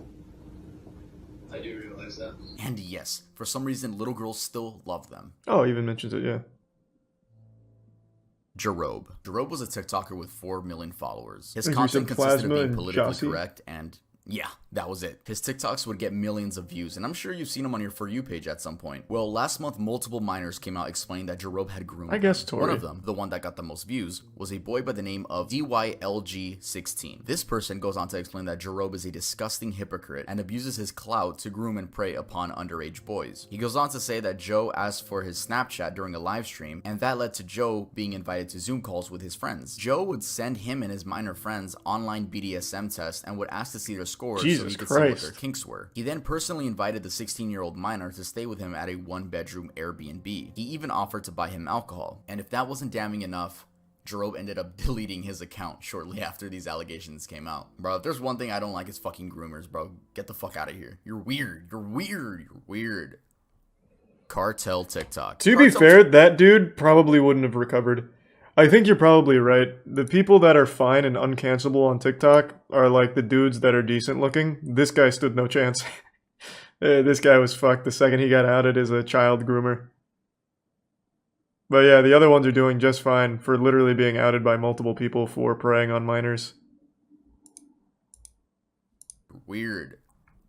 Cartel TikTok. Cartel TikTok is a series of TikToks that display the lavish lifestyle of the cartel, or, well, the bright side of it, if that's what you want to call it. All of the expensive cars, houses, jewelry, and money. There have also been some more violent ones of members shooting at rival gangs and the police. Apparently, I'm saying apparently because this is word of mouth, teenagers from the US were really intrigued by the lifestyle and asked if they could join the cartel. Some cartel members would respond and say yeah, and they would force these teenagers to smuggle drugs for them, I'm assuming into Mexico. As of now, TikTok has taken down any hashtags related to the cartel. Damn. What a good way of recruiting. Woman. Zombie Woman is the nickname given to a woman in distress recorded from a neighbor earlier this year in May in Seattle, Washington. Now, I've tried researching what actually is the story behind this video, but there isn't really a solid story. So, I'm just going to read you guys some popular theories. The first theory is that this woman is a victim of domestic abuse due to dyeing her hair pink and her boyfriend not liking it. Also forgot to mention that in that same theory, the boyfriend allegedly ripped her hair out due to not liking the pink. That's the most I could find for that one. The second theory is probably that this woman is just on some type of heavy drug like bath salts. The third theory is that this woman is a victim of human trafficking and she had escaped her abuser. That is possible. Someone said that she was holding a pseudo baby to cope with her real baby being killed. Again, these are just theories. Man, that actually does look like a fucking scene from Martyrs, if any of you guys are unfortunate enough to have watched that movie. That movie's disturbing. This actually does look like a scene from that. So this was real? This wasn't like some theater promotion thing or something? Like some kids doing high school theater? Because the cops are actually here, so I'm guessing this was a real person. Damn, that is fucking sad. Martyrs isn't that bad? Bro, that movie hits hard. That movie, not just the gore shit they show. That movie, even its message is disturbing. The whole movie is about torturing women so they can get as close to death as possible, so hopefully they'd have an out-of-body experience and see what's on the other side. And to accomplish that, they torture the women by literally, peeling all of their skin off, degloving their whole body. That movie's nutty. That movie is, really nutty. Someone said that she was holding a pseudo baby to cope with her real baby being killed. Again, these are just theories. The body. Indian trend. Yes, you heard that right. I know I'm going to censor a lot for this video. Hope you guys still watch. Before TikTok was banned in India, in the summer of 2020, a popular Indian user by the name of Muhibur Rahman and his friend filmed and uploaded a disturbing video where they duetted a woman's video. I'm assuming the woman's video was made to raise awareness of sexual abuse, but these two men used that as an opportunity to make it seem like they just got done using her. Another popular Indian influencer uploaded a similar video, but instead lip-synced to a song with the lyrics, "Only I have a right over your body." Eventually, women of India took to Twitter to report this new trend, and the chairperson of the National Commission for Women in India took note of this and managed to get TikTok to ban the trend. Holocaust challenge. Yo, I remember this one. Stuff I'm saying right I remember that one. This is real stuff that happened on TikTok. In August of 2020, a new trend began emerging in US TikTok. In this trend, teenagers would pretend to be Jews that had died during the Holocaust. Yeah, that one was pretty fucking crazy.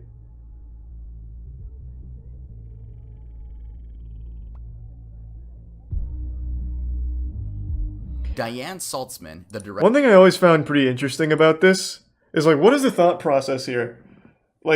So they died at Auschwitz and they went to heaven, and yet they're still like covered in dirt and like hurt and stuff, even while in heaven.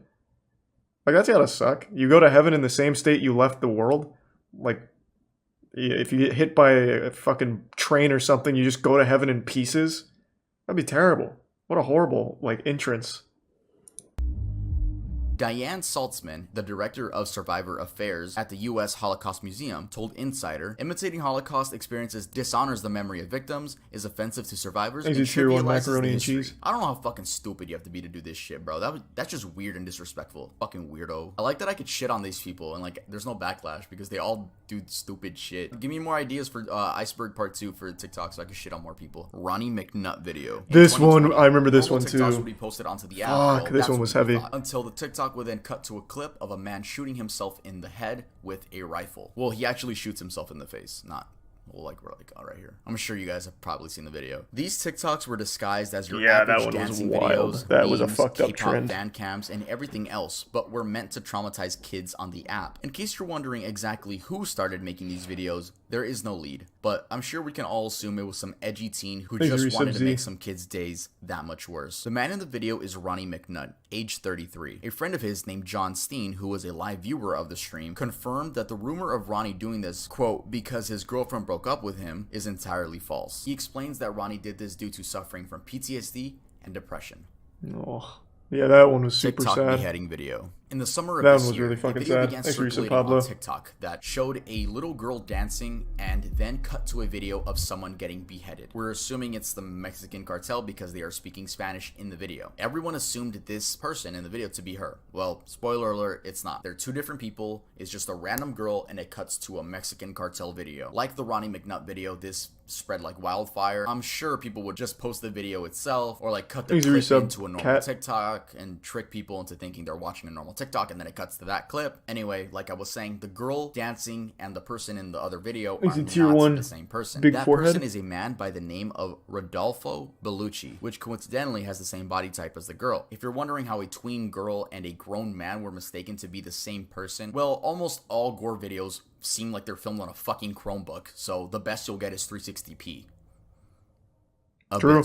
Cassie Compton. In January of 2021, this one I remember from video Reddit. Posted on TikTok went viral due to showing a woman sitting in the backseat of a car with a black man sitting next to her. She had two black eyes and was slumped over staring at the camera, almost silently pleading for help. People compared this woman to Cassie Compton, a 15-year-old who disappeared from her home in Stuttgart, Arkansas on September 14th of 2014. Though, these were later found out to be two completely different people, and it wasn't the right? video was confirmed by family to be Haley Grace Phillips. She had been reported missing by a family member who saw the video. It was right, though. On her own account, had just left home due to a falling out with her father. So, you know, she didn't think she was missing. She just, like, left home. She went on to host a few Instagram live streams where in the first one, she says, "I don't know who this Cassie bitch is," which already gave her a negative look. And when asked about the black eyes, she explains that she had been jumped and robbed by two women when leaving the store. And the men in the car were friends of hers helping her track down the attackers. Many were still skeptical to if she was telling the truth or if her abusers were telling her. So Reddit was almost right. Though we have no idea what the actual truth is because she disabled her account and never gave the public any more details. Austin 13. Austin Morosky was a TikToker with many followers who was accused of raping his 5-year-old sister. Yup, you heard that Jesus right. So basically, Christ. there is no hard evidence that I could find to this case. It's all just word of mouth from people that went to high school with him. So the story goes that he allegedly raped his little sister of 5 years old when he was 9, and then was sent off to a juvenile detention center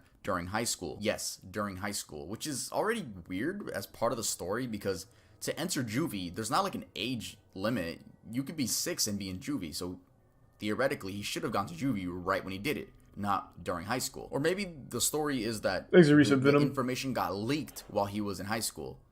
But again, this is all word of mouth. Anyway, people on TikTok started rushing to spread awareness about this guy. He eventually ended up releasing an apology. Hey everybody, my name's Austin Morowski, and the reason I'm making this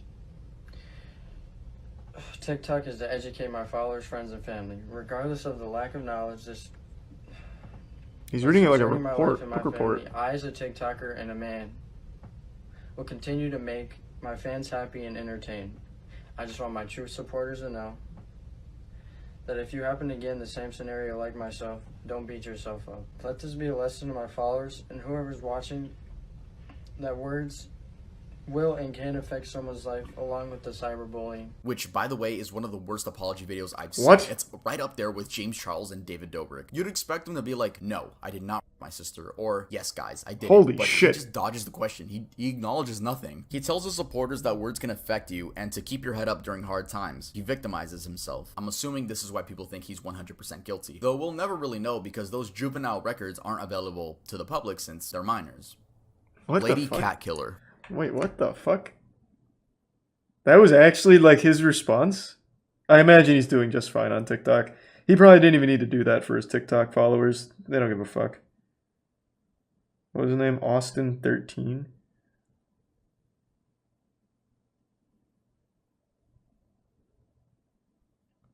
He does not have a TikTok anymore. That's a first. Unless he changed his handle. He's the Prime Frog in the resub Oscar. Yeah, I typed it in right. The AWS. Yeah, I typed it in right. Oh, 316. Oh. Okay, hold on. Let me double check.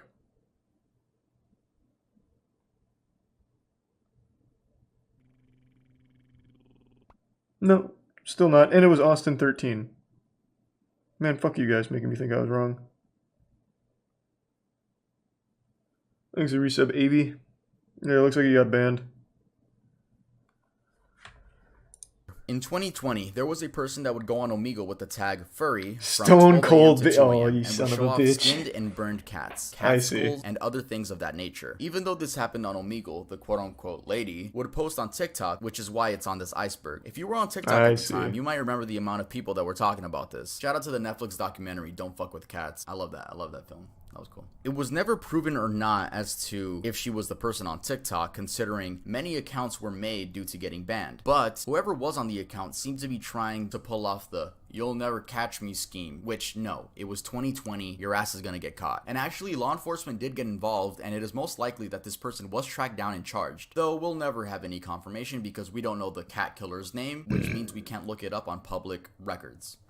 I vaguely remember that. I didn't see the documentary, One of the though. most recent situations from this entire iceberg is the case of Bethany Martin and her minor friend. On July 28th in San Antonio, Texas, this girl and her friend saw someone hanging from the railing of a drainage ditch. The 25-year-old man had just committed suicide, and instead of calling the police, well, one of the teens filmed the other one stealing his necklace. Yes, removing it from his lifeless body. To make matters even worse, they filmed it and posted it on Snapchat. Logan I have Paul. no idea how stupid you have to be to film yourself committing a crime. I mean, because if you think about it, they could have gotten away with it. And I'm not condoning them getting away with it. But seriously, how stupid, like, just don't film Holy it. Again, shit. I'm not condoning what they did. Good that they got caught. I'm glad they were idiots and filmed it. But, like, bro, y'all are stupid. When asked by the police why she stole the necklace, she says that it matched her fashion style. Honestly, I didn't expect any better That's a reasoning good from point, this girl. actually. The police returned the jewelry to the family. Bethany was arrested and charged with theft of a corpse. Her bond was set to $2,000, and she has since been released from jail. The minor was also charged with the same thing.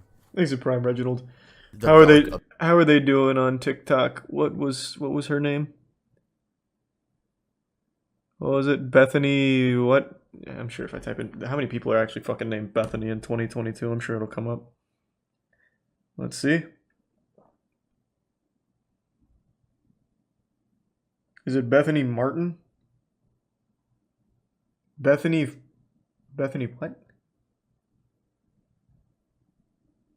Bethany 3160. I'm not falling for it twice.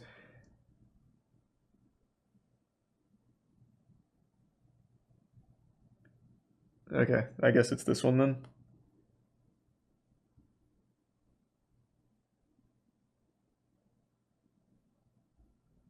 No, it looks like she has also been banned.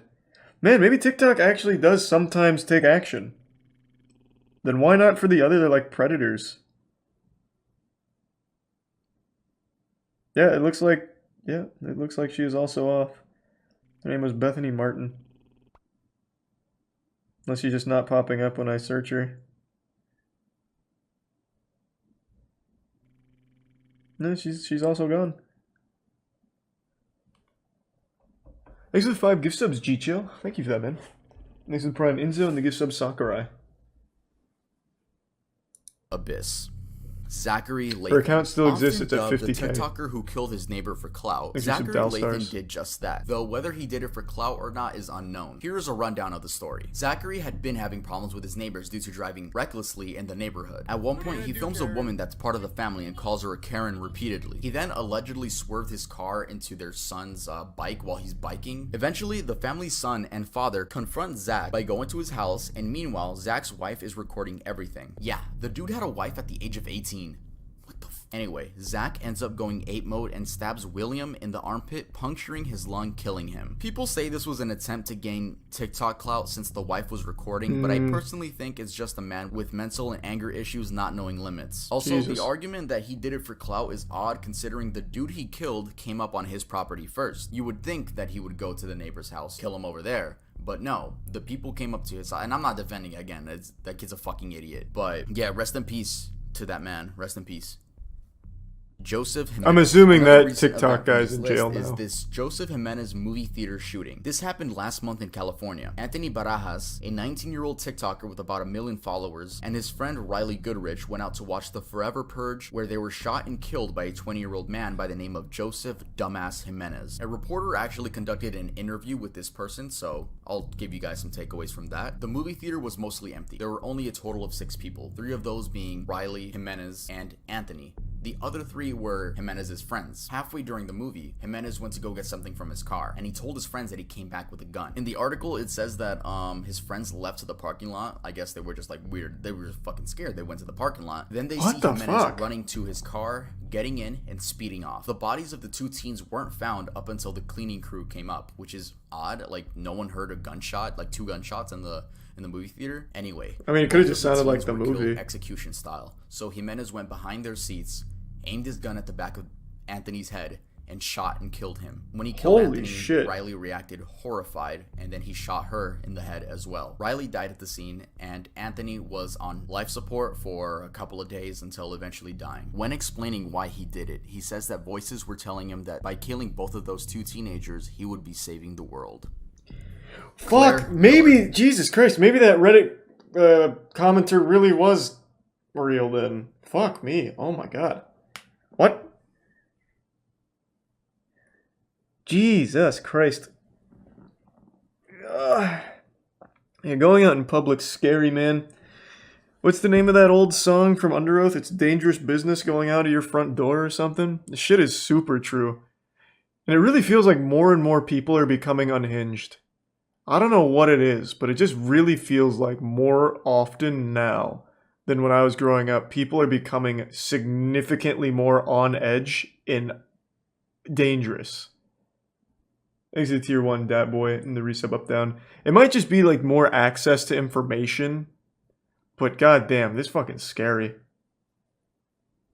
Claire Miller is a 14-year-old girl that murdered her disabled sister, Helen, that had cerebral palsy, a disorder that affects a person's posture, muscles, and balance. We actually covered this topic on the channel when it happened back in February, and I also remember that this was an interesting case because there wasn't really like a reason. You know, there wasn't really a reason, so I'm gonna let my past self explain to you guys that. At 1 in the morning, the police got a phone call from Claire herself saying that she had just murdered her older sister. Her older sister, it was 19 years old and she was wheelchair bound. So she had a disability, but it doesn't really say what disability she had. So it says here that Claire hysterically called 911 and just admitted to murdering her sister. And when the police arrived, they noticed that she had tried washing the blood that was on her hands in the snow on the ground. So I guess there was just bloody snow everywhere. And they had found a knife inside of the older sister's neck. The name of the older sister was Helen Miller. I don't want to just like not mention her name. And since this happened in 1 in the morning, it says here that the parents were asleep. I don't know how you could sleep through a murder. You know, we don't know that many details, and I honestly don't really want to cover an update. They are charging her for murder as an adult. She's not being charged as a minor. She's being charged as a full adult. So that's good news. Consequences, bro. She's probably gonna get like life in prison or 100+ years type stuff. It's obviously that this Claire girl has a mental disability. Like, no one just murders out of nowhere. Even in her mugshot, like, she looks like she's not fully there. Okay, cool. Let's head on to the next topic.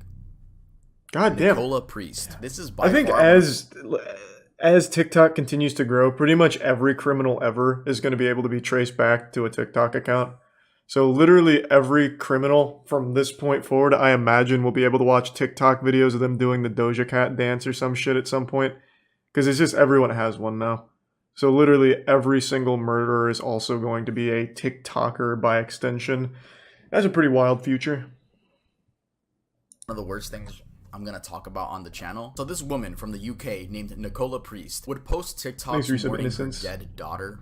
Her daughter seemed to be like about 2, and I'm sure when people saw this on their For You page, they would, you know, leave loving comments like, oh no, you're strong, you're gonna be strong. Come to find out, this woman actually murdered her own kid and then went on TikTok post mourning her own daughter. People found this out because you can actually search her up on public records, and it says there that she murdered her kid. She only got 15 years in prison, which is so fucking weird. Why? So yeah, when that information came out, it flipped the story on its head. Now people see this woman as a demon because that's what she is. And if you go back and watch some of the videos, her account is still up, by the way. If you go back and watch some of the videos, it's so fucking creepy seeing, like, just knowing why is her account still up? Acting like she didn't fucking kill her own daughter. What was her name? Nicola Priest.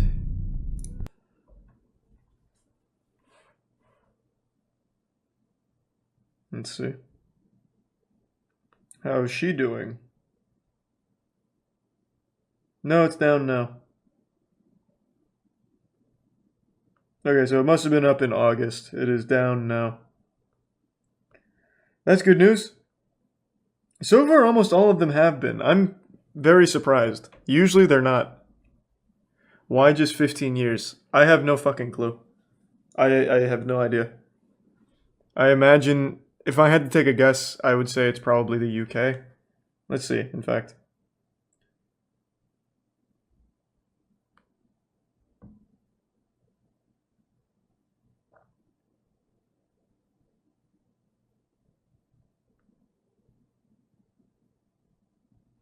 Mom who killed 3-year-old for interrupting her having sex posts... what? Posts apology to her parents. And yes, she was from Solihull, England. She made a fucking YouTube apology video for killing her 3-year-old daughter. She was having sex with her boyfriend and got interrupted. And so she killed her daughter. What was the thought process? It's not like she was going to go back to getting laid after committing a murder in front of the boyfriend.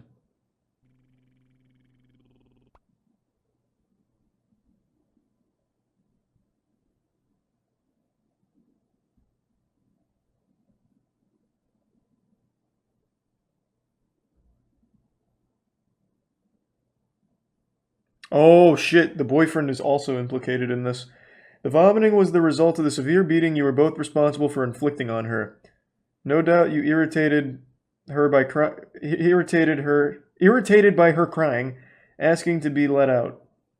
It interrupted the two of you when you wanted to have sex. You lost your temper and you were joint participants in the assault. Holy shit. And they got 15 years. It's a fucking joke, man. That's a fucking joke. Thanks for resub, Justinian.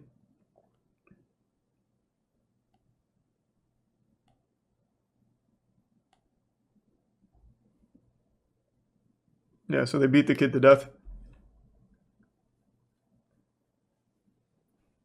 Yep, that should be life for both of them, I would say.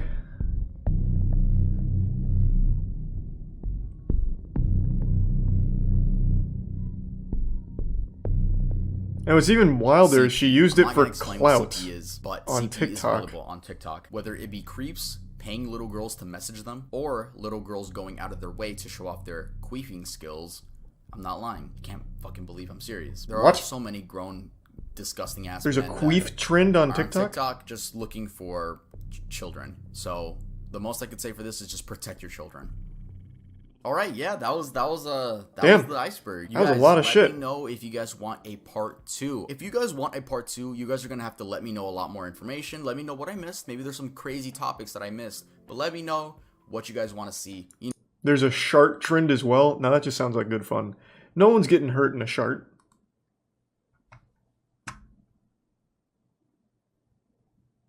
Damn. Yeah, that was a lot of shit I'd never even heard of. Thanks to the Prime Chicken Lay. Watch part 2. Maybe a different day. Let's save it. And there's a part 3. Jesus Christ. We'll save them. The new tub video. Someone told me it's about the most evil musicians, and he left out Ian Watkins. Which is interesting. I'm imagining he did that because it's been covered a lot now. Would be my guess. So he's probably looking for other ones that most people don't know. Hey guys, welcome back to another video. Today I'll check them out. I'll see what musicians made the cut.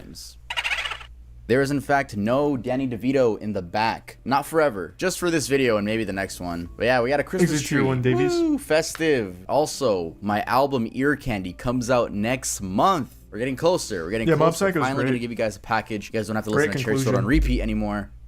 But yeah, like I've said before, there will be an Ear Candy album movie here on this channel. It'll premiere live. And the album cover is officially released. Drum roll, please. Thanks, Prime Princess. The album cover is actually on my Instagram. I'm not going to show it in this video. We're almost at 100,000 on Instagram. So that would be amazing if you guys could go follow it. And also, in news of the channel, we actually hit 100 million views. Thanks, Tier 1 Looter. Give it up for us, man. We did that. 100 million views in total on this channel. Thank you guys so much. That's a lot of people looking at me, judging me behind the screen. I know you judged me behind the screen. Do you guys remember my hard drive video that I released like I think 2 or 3 weeks ago? Well, I got limited ads. Boom. I'm not gonna make a big deal out of that, but I will say a big thank you to today's sponsor. A lot of my videos just get straight limited ads. Do I check the NORAD Santa tracker? For companies that want to sponsor the channel. And today's sponsor is Casetify. Casetify is the world's most popular tech accessory brand, known for their protective phone cases made from 65% recycled materials. It's about evil musicians, so it's going to be their crimes, not their shitty music. Individual style. Well, I don't even know if all the music is shitty. I saw Johnny types that offer high levels of protection, style, and sleek yourself however you want to. Didn't we watch this? No, he just posted this. That you can attach to your phone. I just made a video on the most evil musician. I genuinely love this brand, and it actually has saved my phone a couple times. Make sure to go to casetify.com/tub today to get 15% off your order. Thanks again to Casetify for sponsoring this video. Alright, now let's get started with the video. Sid Vicious. John Simon Ritchie, better known by his stage name Sid Vicious, was an English musician, best known as the bassist for punk rock band Sex Pistols. Despite dying in 1979 at age 21, he remains an icon to some of the punk subculture. To say John had a troubled childhood would be an understatement. He was raised by a single mother who sold marijuana to get by. She later remarried and John now had a stepdad, but sadly, that man passed away 6 months later due to kidney failure. By the time John was 15, his mother's life was consumed by a heroin and opiate addiction, causing him to feel lonelier than ever. While attending Kingsway College of Further Education, which was a school for students with difficulties, John admitted to a counselor that he had thoughts of and that he would torture and kill cats in his free time. That same year, Ritchie met fellow Kingsway student John Ladon, who introduced him to his friends John Gray and John Wardle. All four, who became known locally as the Four Johns, quit school and began squatting in various dismal locations. 3 of the 4 Johns would then take nicknames. Liddon gave Ritchie the nickname Sid Vicious after Ritchie was bitten by Liddon's hamster, Sid. 2 years later in 1975, Glenn Matlock and Paul Cook joined the band, now rebranded to Sex Pistols. Though Ritchie still wasn't a part of the band, it wasn't until 1977 that tensions started rising between member Matlock and their manager Malcolm McLaren, which led to Matlock being kicked from their band for, quote, liking the Beatles. The work environment was pretty toxic, with Matlock revealing that their manager purposely made them pick fights with each other because he thought generating chaos between the band was a creative mechanism. Sid and his then girlfriend, Nancy Spungen, hosted a party in their hotel room, during which Vicious took approximately 30 Tuinal tablets, and while many people came and went, he was comatose for the rest of the night. At about 11 a.m. the next morning, hotel staff found Spungen dead on the bathroom floor, with a knife wound in her abdomen. Vicious was found wandering the hallway. He first claimed to have killed her, then said he remembered nothing. 2 people who had been at the party stated that Nancy was alive at 5 a.m. The murder weapon was identified as a Jaguar K11 hunting knife, which Nancy had purchased for Sid a few days earlier. Vicious was arrested and charged with second-degree murder. He told police that he and Nancy had argued that night, but gave conflicting versions of what happened next, saying, "I stabbed her, but I never meant to kill her," then saying that he didn't remember anything. Then after that, saying that Spungen had fallen onto the knife. Later, this kind of shit happened. Like, he mentioned the torturing and killing cats. That's where it always starts for a murderer, or I guess like a full-blown like psychopath fucking maniac. That is like the #1 sign that someone will end up doing that to a real person. Torturing, killing animals. That is just the most common thread. I think the second that gets mentioned, they need to take that very seriously and monitor the person. There needs to be some very serious repercussions for that shit. That is just like the most cited correlation ever. Like an early sign of someone who will likely be a murderer. Makes no sense why it's still not taken super seriously. A lack of respect for life. I think it's still just that notion that, oh, it's just an animal. That's a huge distinction. He's just doing it to cats right now. He'll never graduate and do that to people, surely. But I mean, there's tons and tons and tons of killers. All, and very many of them, I have no problem being open that it started when they were kids with torturing and killing animals. I just don't know like how much more evidence they need of that being a telltale sign. The situation was a bit hard to get out of because Richie admitted to stabbing her. His manager, his mother, and his label were able to get a top-tier lawyer which arranged for Richie to be released on a $50,000 bail, with conditions that he wouldn't leave New York and that he'd sign in daily at the 3rd Homicide Unit offices. All legal costs were covered by Virgin Records. Just 2 months later, Richie found himself in another case when he was flirting with Todd Smith's girlfriend. No, not that Todd Smith, but he was flirting with a man's girlfriend, and when Smith told him to back off, well, Richie broke a beer bottle and jammed it into his face, leading to Smith getting 5 stitches and Richie being arrested and charged with assault. In January 1979, Richie would be released on a $10,000 bail. In the morning of February 1st, 1979, after completing his detoxification program, Richie was released from Rikers Island jail. When he arrived in Manhattan, he met his friend Peter Gravel. Vicious asked Gravel to find him some heroin, and Gravel brought $200 worth of the drug to the apartment. Gravel said that they sat around doing drugs and he left at 3 a.m. when the hard drug use began. He noted that Vicious was already nodding off, but he also said that Robinson, which was another friend of theirs, gave Vicious 4 Quaaludes to help him sleep. Vicious died that night of a drug overdose. Deborah Spungen, who was Nancy's mother, claimed that Vicious wrote a letter to her when he was hospitalized saying, "We always knew that we would go to the same place when we died. We so much wanted to die together in each other's arms. I cry every time I think about that. I promised my baby I would kill myself if anything ever happened to her, and she promised me the same. This is my final commitment to my love." No one's ever gonna know if Richie actually overdosed on purpose to meet Nancy again, or if he genuinely accidentally overdosed. Chuck Berry. Charles Edward Anderson Berry was an American singer, songwriter, and guitarist who pioneered rock and roll. Nicknamed the father of rock and roll, he refined and developed rhythm and blues into major elements that made rock and roll distinctive with songs such as Maybelline, Roll Over Beethoven, Rock and Roll Music, and Johnny B. Good, which was featured on the classic Back to the Future. Writing lyrics that I'll be honest, the main thing I know Chuck Berry for is that performance with John Lennon where Yoko starts banging a drum and making outrageous noises into a mic and he looks extremely shocked and uncomfortable. That's like the most I know about Chuck Berry and Yoko Ono. Well, Yoko Ono doesn't even know what the internet is. Yoko Ono still does that shtick. She's lived her whole life around this idea that people like to hear her make goofy noises. I will never forget that, I think it was 2016, 2015. She went to like an art museum and had her own exhibit where she just grabs a mic and goes,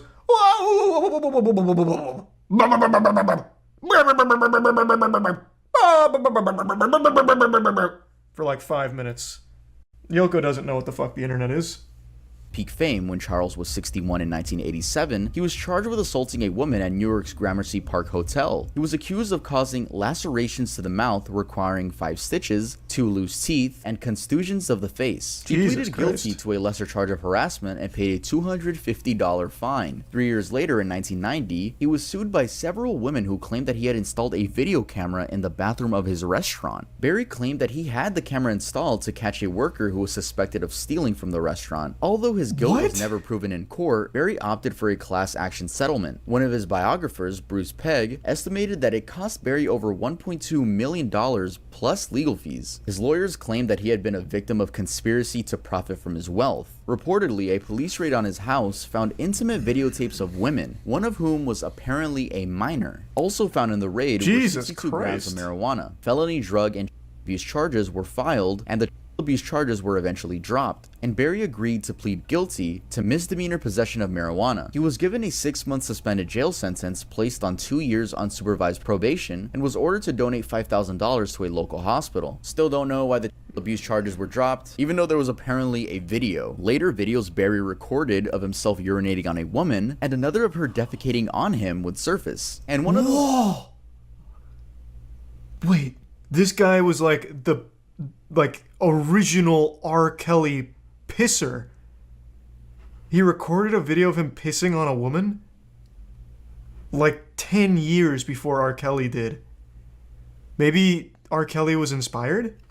Interesting. The defecating, I don't think R. Kelly ever did. I don't think he ever got shit on by a woman. Well, he may have. I have no fucking idea. But that was never in any of the court documents. So he didn't want to go full Chuck Berry. It was a half measure. Thanks to the Tier 1 Sergeant and the 5 gift subs Destroyer. Thank you, Destroyer. And the Prime Grit and resub Brain. John McAfee. Yeah, I still don't know if that one's true, but I still just love the mythos around that. It was rumored that John McAfee would hire prostitutes to sit in this special swing he made that had the ass cut out of it so that way he could lay under it and they'd shit on him. That was a kind of wild theory. Don't know if it's true. There's a lot of mystique around the life of John McAfee. There's really no telling for sure what's real and what's fake. I don't remember if we asked him that on the podcast or not. I don't think so. This is old lore. Yeah. Someone just brought up John McAfee. So I was just explaining why. You asked about the whale thing. Yeah, we asked him if he actually had sex with a whale, which he denies. But I don't remember us asking about a shit fetish. Videos is it's on Reddit. Doesn't show that much, but you can hear a Chuck Berry fart and then ask, "Did I fart in your face?" Not gonna play the audio, but what? It's pretty odd and wild stuff. Nonetheless, you can't tease me with that, Tub. What? Say that again. Face on Reddit doesn't show woman and another of her defecating on him would surface. And one of those videos is it's on Reddit. Doesn't show that much, but you can hear a Chuck Berry fart and then ask, "Did I fart in your face?" Not gonna play the audio, but it's pretty odd and wild stuff. Nonetheless, the dude was a fucking Okay, hold on. Just pulling that up.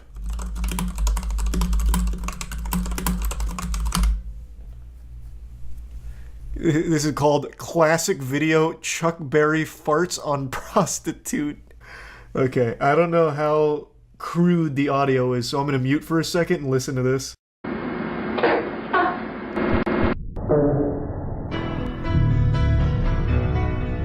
That was a lot cooler than I thought it was going to be, too. It's not muted. Well, you're welcome then. How about that? That was hype. The video had like his legs over his head. It was like the fart was aimed at her face. Fucking weirdo bad guy though. Interesting fart though.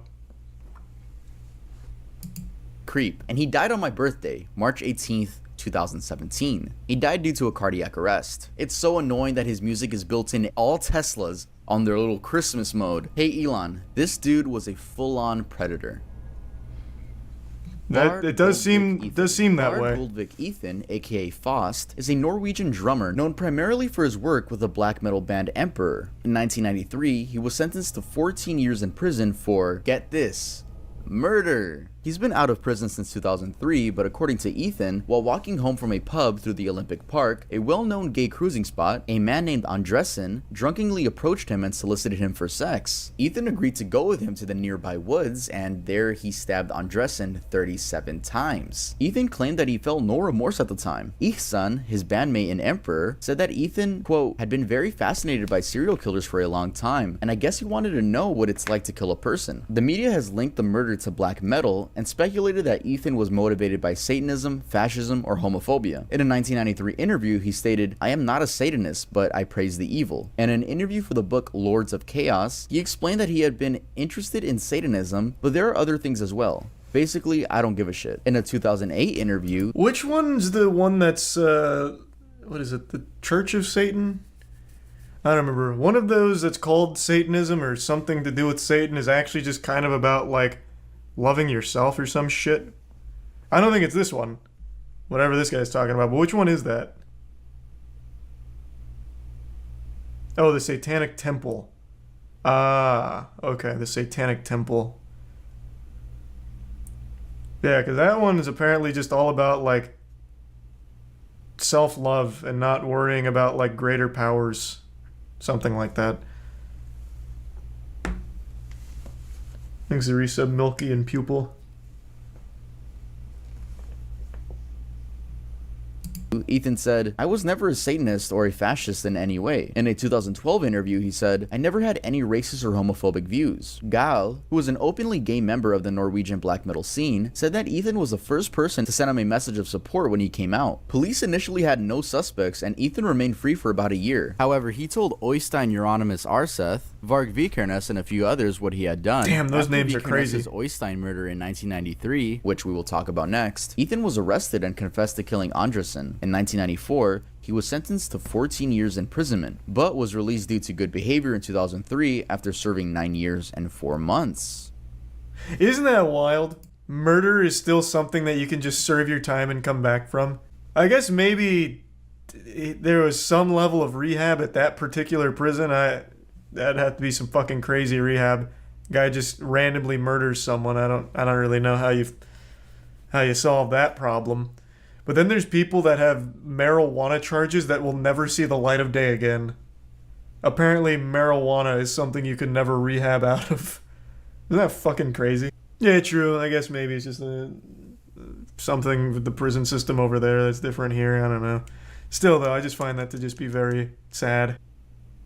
Varg Vikernes. Now, the Mayhem Band is a topic you guys have requested a lot, but I honestly don't think I'm gonna make a dedicated video to them anytime soon. There are some great documentaries here on YouTube all about that. However, I will talk about Varg Vikernes, the 1993 to 1994 bass player for the band. On June 6, 1992, the Fantofstave Church, dating from the 12th century and considered architecturally significant, was burned to the ground by arson. The cover of Burzum's EP, Ashes, is a photo of the destroyed church. By January 1993, arson attacks had occurred on at least 7 other major stave churches, including one on Christmas Eve of 1992. He was found guilty of several of these cases. At the time, media outlets reported that he was associated with some type of Satanism. In later interviews, Vikernes, man, that satanic panic was in full effect. Arsons said they weren't satanic, but instead revenge for the Christian desecration of Viking graves and temples. According to him, the arsons were on the anniversary of the Lindisfarne Viking raid. He claimed that all the burnings except for one were done by one person. In early 1993, problems came between him and Euronymous, which was the band's lead guitarist, which ended up in Euronymous' murder. It's been speculated that the murder was a result of a power struggle, or a financial dispute, or maybe even an attempt at outdoing the stabbing by Faust. On the night of the murder, Vikernes and Blackthorn drove from Bergen to Euronymous' apartment at Toyengata in Also. Blackthorn allegedly stood in the stairwell smoking, while Vikernes went to Euronymous' apartment on the 4th floor. Vikernes said he met Euronymous at the door. Jesus, this is so much to keep track of. Holy shit. When he stepped forward and confronted Euronymous panicked and kicked him in the chest. Vikernes claims Euronymous ran to the kitchen to fetch a knife. The two got into a struggle and Vikernes stabbed Euronymous to death.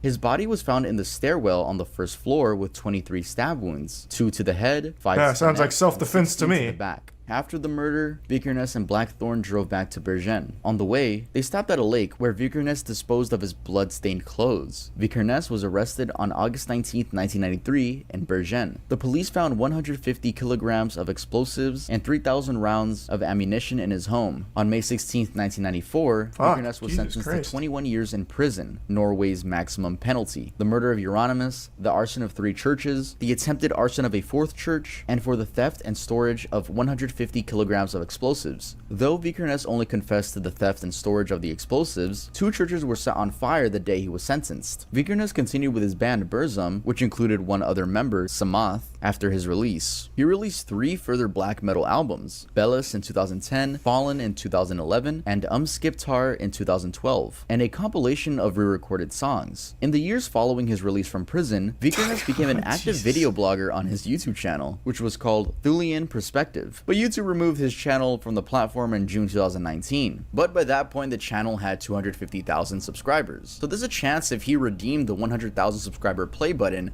that YouTube gave a murderer a play button. I'm talking about a murderer that already killed someone, not like a YouTuber that ended up killing someone. Like they rewarded a murderer with a 100k play button. Varg Vikernes, født 11.2.73, dømmes til en straff av fengsel I 21 år. Well, that's Johnny 2 people here that are now out after murdering somebody. Huge. Wow. Johnny Cash was an American country singer-songwriter. Much of Cash's music contained themes of sorrow, moral tribulation, and redemption, especially in the later stages of his career. He was known for his deep, calming voice, kinda like me. In Los Angeles in the summer of 1965, Johnny Cash was living in the wilderness of Southern California. Was that a G-flat? When he sparked a wildfire with his overheated truck. It blazed through more than 500 acres and threatened the lives of endangered condors. This took the lives of 49 condors, and there were only 53 condors in that entire forest. Sad, because in 1987, the California condor was officially declared extinct in the wild, and it's safe to assume Johnny Cash had a lot to do with it. When asked by a judge if he started the fire, he said, "My truck did, and it's dead." So you can't question it. He ended up settling the case for $82,000, or about $500,000 in today's dollars. When held legally responsible by investigators, Cash made lovely statements such as, "I don't care about your damn yellow buzzards." Yeah, he was definitely feeling pretty remorseful. If you guys are looking for ways to support the channel other than just watching the videos, what a piece of shit! It's already enough. Thank you so much. You can also buy from Johnny the Earl Cash brand. music. The website is I didn't know he was such a earl.com, and we douche. currently have our Christmas collection. You can follow us over on Instagram as well. We have a new comic. We upload a lot of comics, so if you wanna go see the adventures of Earl, you can go check it out. Everything from the Christmas collection will leave on New Year's, so these are very limited. We're never gonna sell these again. Next year it'll be different Christmas collection. These designs are limited. Yeah, if you want to support the channel, if you want to look cool, if you want to get a special gift for a special someone, make sure to shop at Earl Doesn't Exist. Sucks, but it's not murder. Oh, yeah, it's definitely not murder. Make sure to use code EARL20. I mean, I guess it is murder. Off 49 condors. This will expire on January 1st. Not intentionally, but next topic. Still. Ozzy Osbourne. John Michael Ozzy Osbourne is an English singer, songwriter, and television personality. He rose to prominence during the 1970s as the lead vocalist of the heavy metal band Black Sabbath. On February 19th, 1982, Osbourne had a few too many drinks and ended up stumbling on the street in nothing but his girlfriend's dress. He was in a dress because she hid all his clothing in order so that he wouldn't go out anymore, but Ozzy being Ozzy, he just put on her dress and left. He ended up taking a leak and thought nothing of it, and it was later revealed that Ozzy peed within the Alamo Plaza, not the Alamo itself. But still pretty disrespectful, as it's quite literally nicknamed. I actually remember this. It holds this status because it represents the Battle of Alamo, which was a pivotal event in the Texas Revolution following a 13-day battle where Mexican troops reclaimed the mission, killing most of the occupants inside. Police arrested Ozzy, who spent part of the afternoon in a local jail on charges of public intoxication. He was later freed that evening on a $40 bond and performed at the city's Hemisphere Arena Convention Center. This also led to him being banned from playing in San Antonio, Texas for 10 years. Once those 10 years were up, a sober Ozzy came back and gave a proper apology. What? Are they speaking through a waterfall? What is that? DMX. On July 1st, 2004 at 8 p.m., DMX, whose real name was Earl Simmons, and his friend were at the JFK airport, specifically in the parking lot for terminals 1, 2, and 3. Allegedly in a hurry, DMX and his accomplice were becoming irritated with the speed of the car in front of them. So DMX turned on the siren lights of his Ford Expedition. Why he had siren lights? I don't even know. DMX pulled That's so hype, though. And keep in mind, the dude was with his wife and his daughter. DMX told the guy that he and his friend were FBI agents and attempted to drag him out of his own car. After failing to do so, DMX returned to his vehicle and crashed through a gate, where he was then arrested by Port Authority police and found with multiple rocks of crack cocaine. DMX and his friend, whose name is Jackie Hudgens, were charged with cocaine possession, criminal impersonation, criminal possession of a weapon, criminal mischief, driving under the influence of drugs or alcohol, also for claiming being a federal agent and attempting to carjack a vehicle. The victim was originally seeking compensation in the amount of $4 million from DMX. DMX's attorney, Rich Cord, spoke on behalf of his client, explaining that the rapper felt he was justified in pulling the victim over and making a citizen's arrest. He went on to say, his vehicle looked like it was a police vehicle, and he believed the victim should have gotten out of the way. When the victim didn't get out of his way, he decided he should pull him over. He read— What the fuck? This is the... There's no way this works. It's, first of all, it's illegal to impersonate a police vehicle. You can't even have sirens. What do you mean? Like, that's already a crime. Like, a literal crime. I do love the excuse, though, that he actually wasn't trying to, like, steal their car. It was a citizen's arrest. I like that. That's an interesting angle. I like that one. That's good RP. You can buy sirens but can't use them. I don't even know where the fuck you can get sirens. I thought it was literally illegal to have sirens on top of your car unless you are a police officer. You can't flash red and blues. You can have, of course, like the workers' lights and all of that, but you cannot flash red and blues. I think that's literally illegal. Amazon. Well, yeah, I guess you can get like toy ones and slap them up there. It's illegal to do, but you can still install LED lights. Well, yeah, you can still have like some kind of lights. I'm saying you cannot be like siren. You cannot. I don't even think you can have fucking red or blue headlights for that very reason. Am I right or wrong with that?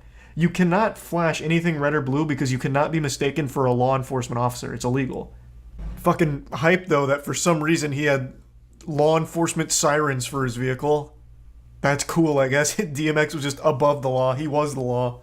Parole. Here's a clip of DMX talking about it on The Breakfast Club in 2012. I was rushing for a flight. Right.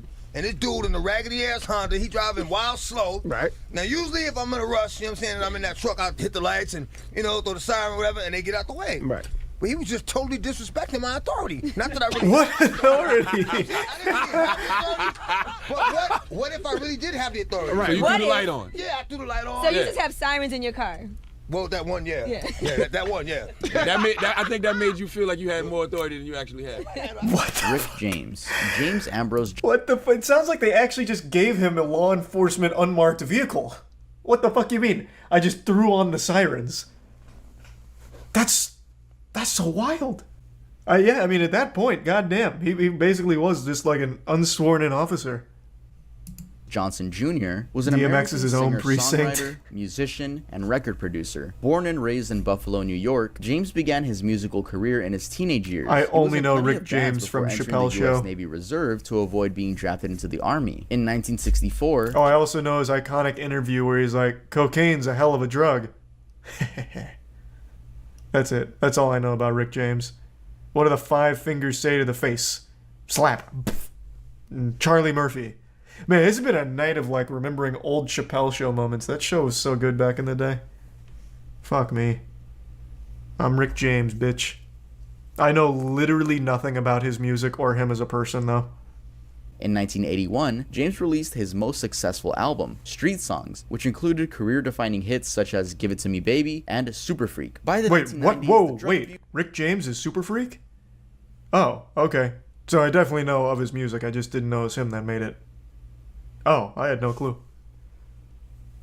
I love that song. That song went so hard. He was heavily addicted to cocaine and later admitted to spending $7,000 a week on cocaine for 5 years straight. Cocaine's a hell of a drug. On August 2nd, 1991, James and his girlfriend Tanya Hijazi were arrested on charges of holding 24-year-old Frances Ali hostage for up to 6 days, tying her up, forcing her to perform sexual acts, and burning her legs and abdomen with the hot end of a crack cocaine pipe. All of this during a week-long cocaine binge. Ultimately, James untied the victim, and she fled his house, eventually checking in to Cedars-Sinai Medical Center in Los Angeles, where her injuries were brought to the attention of police, and her story unfolded from there. Sadly, many of the allegations made by Ali were not upheld. Due to his strong legal defense team, James managed to avoid life imprisonment after being cleared of the torture charge. You see, this is only one of the many stories when it comes to Rick James being a horrible person. And it didn't seem like Rick James was apologetic, as when another one of his victims was recounting what she went through with him, he was seen audibly snoring in the courthouse. Other stories include minors, which I'd rather not talk about. This is another one of those things where people just seem to not talk about.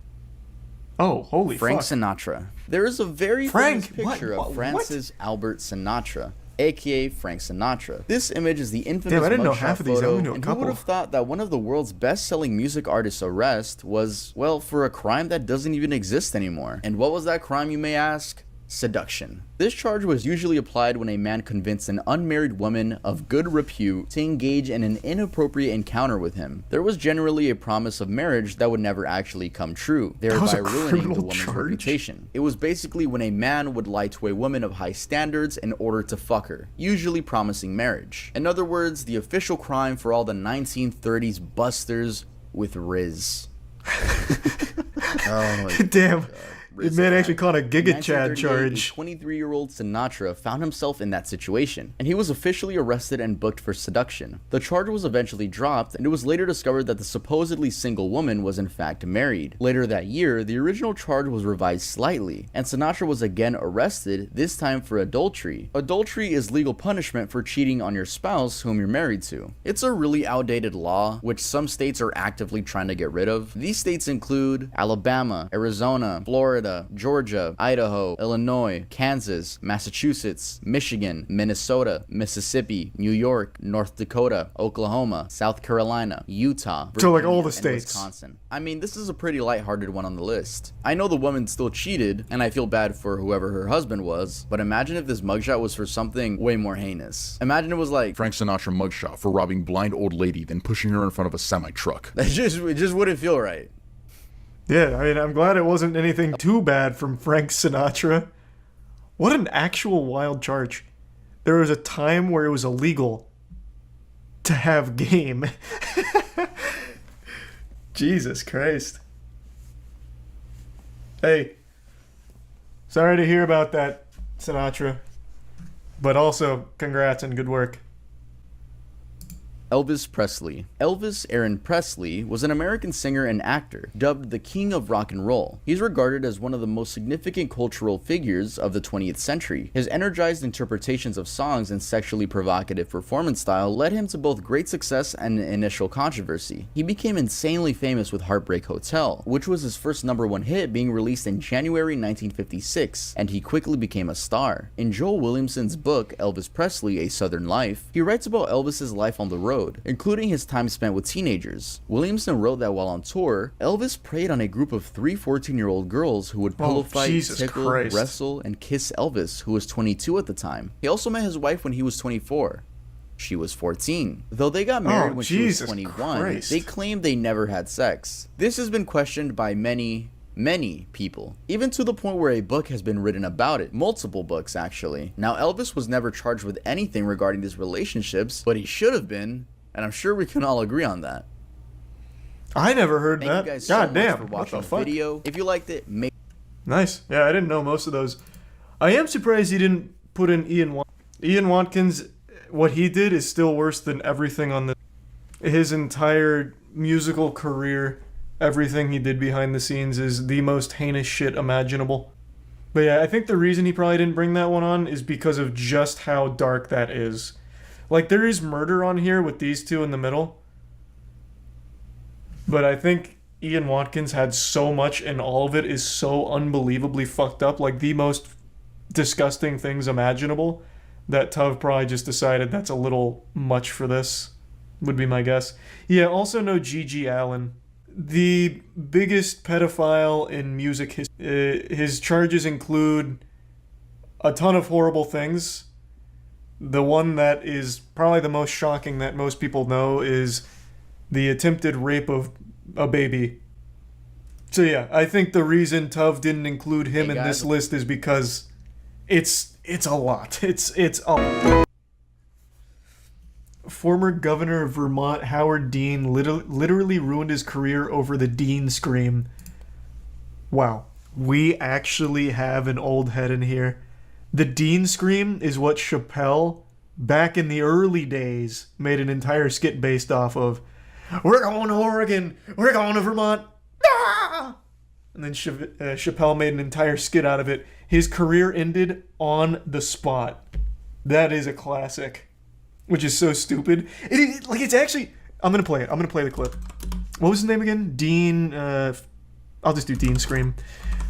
It's crazy to think of this now because at this point, this guy would get 1 million Twitter followers overnight and become a TikTok sensation if he did this right now. But this ruined his entire political career. This one moment. This one goofy scream. You know something? Tell him, Dean. You know something? Fuck yeah, Howard! We will not give up. He sounds like the president from Independence Day when he gives his last speech. Arizona, or New Mexico, Oklahoma, North Dakota, Delaware, Pennsylvania, Ohio, Michigan. We will not quit now or ever. We want our country back for ordinary Americans. Exit Tier 1 raise.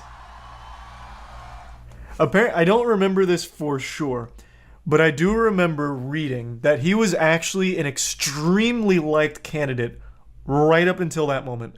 I'm going way into the data banks of my brain for that, but I think I remember reading that going into that, people fucking loved him. Like, people fucking loved that guy. But the second he did that silly scream, they threw him to the wolves. That was true? He had a lead in the polls? Okay. Yeah. Like, it is like a WWE performance. Just one and he cooks it up, too. Like, look at him charging it. It's like a spirit bomb. The White House! Yeah! Yeah! And then Chappelle kind of just dug the nail in the coffin. He made a whole skit about it. We're going to South. Just kept on with it. This one. Howard Dean finally, God rest his soul, had his political career ended. Just one scream. Ahead of his time, though. Like I said, if he did this today, he would be extremely popular for it, and he'd get a lot of new fans. Is he alive? I don't know. I always just assume when I stop hearing about, like, big celebrities that they're dead. It's a bad habit of mine. I just assume that the reason I stopped hearing about them is because they died. He reprised his speech in 2016, no scream, though. What's the point, then? Here's what I say. I think Howard Dean should get the cobwebs off. You know, get on his dancing shoes again and make a run for it. But this time, invest heavily in the Dean Scream. I think that should be the focal point of all of his campaign rallies. Build his whole brand around that and give it another crack. You could be his running mate. Yeah, I don't want to be his running mate. I'll be his campaign manager. I'll design his appearances. I'll have this man going on like Twitch rivals for games he doesn't even fucking play just to keep saying, yeah. Get Howard Dean in the next Smash tournament? Oh, yeah, have him casting Smash. But then wouldn't he become the breathtaking? No. I think it's a little different with the Dean Scream. I legitimately think he got done so dirty. I don't know why that scream ruined him. Like, I really don't, to be honest. I don't know why people got so upset at the Dean Scream back in 2004. He got done so fucking dirty with that. They sampled the Dean Scream in Breaking Bad. Oh, really? What? When? I don't remember that. In here? We're going to South Dakota! You got one part of that wrong. You stream the raids? Yeah, chat's welcome to join too, as long as you're good. This is not meth.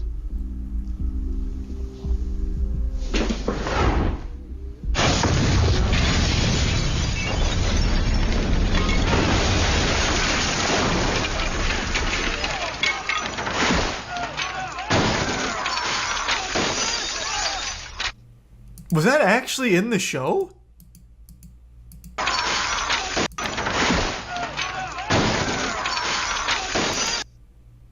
Wait, what? No shot. This has to be a meme, right? Why? Like, that doesn't even fit here.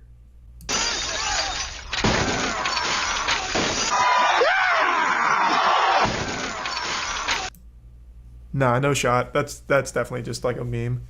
Find another clip. Good idea.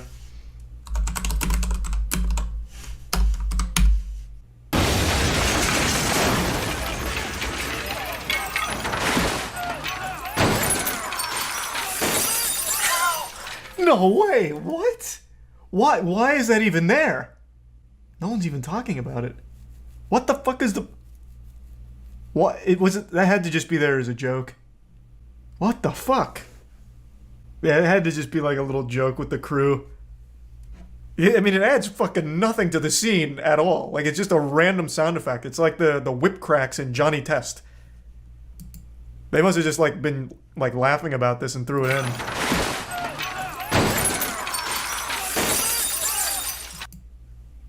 All right, all power to him then.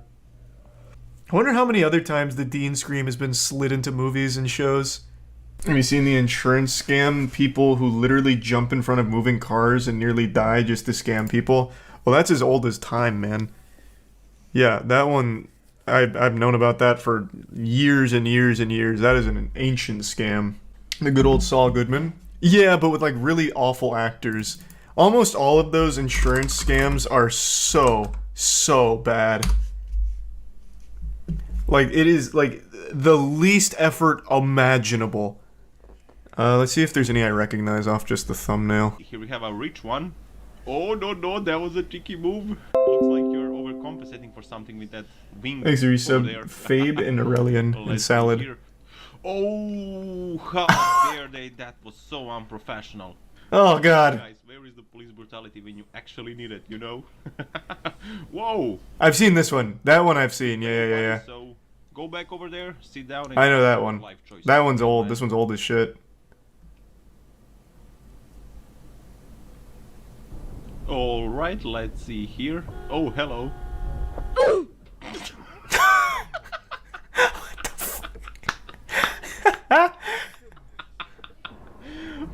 What a technique. Wait, what the fuck? That actually probably like broke his whole ass bone. He like actually went for like a full-blown drop kick. I haven't seen that one. That's kind of hype. He got kind of high too off that. Oh, hello. Like, that's not a bad vertical leap at all. Good shit. Yeah, I got the double leg drop kick.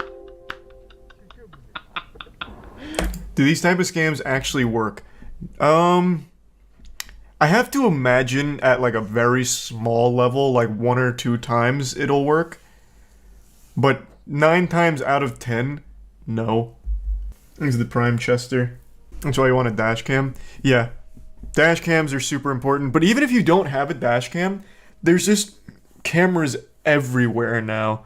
So like you'll have a camera at pretty much every intersection or pretty much everywhere in general. Even like nearby buildings will have cameras that you can just use during one of these cases. There's a Prime Chris.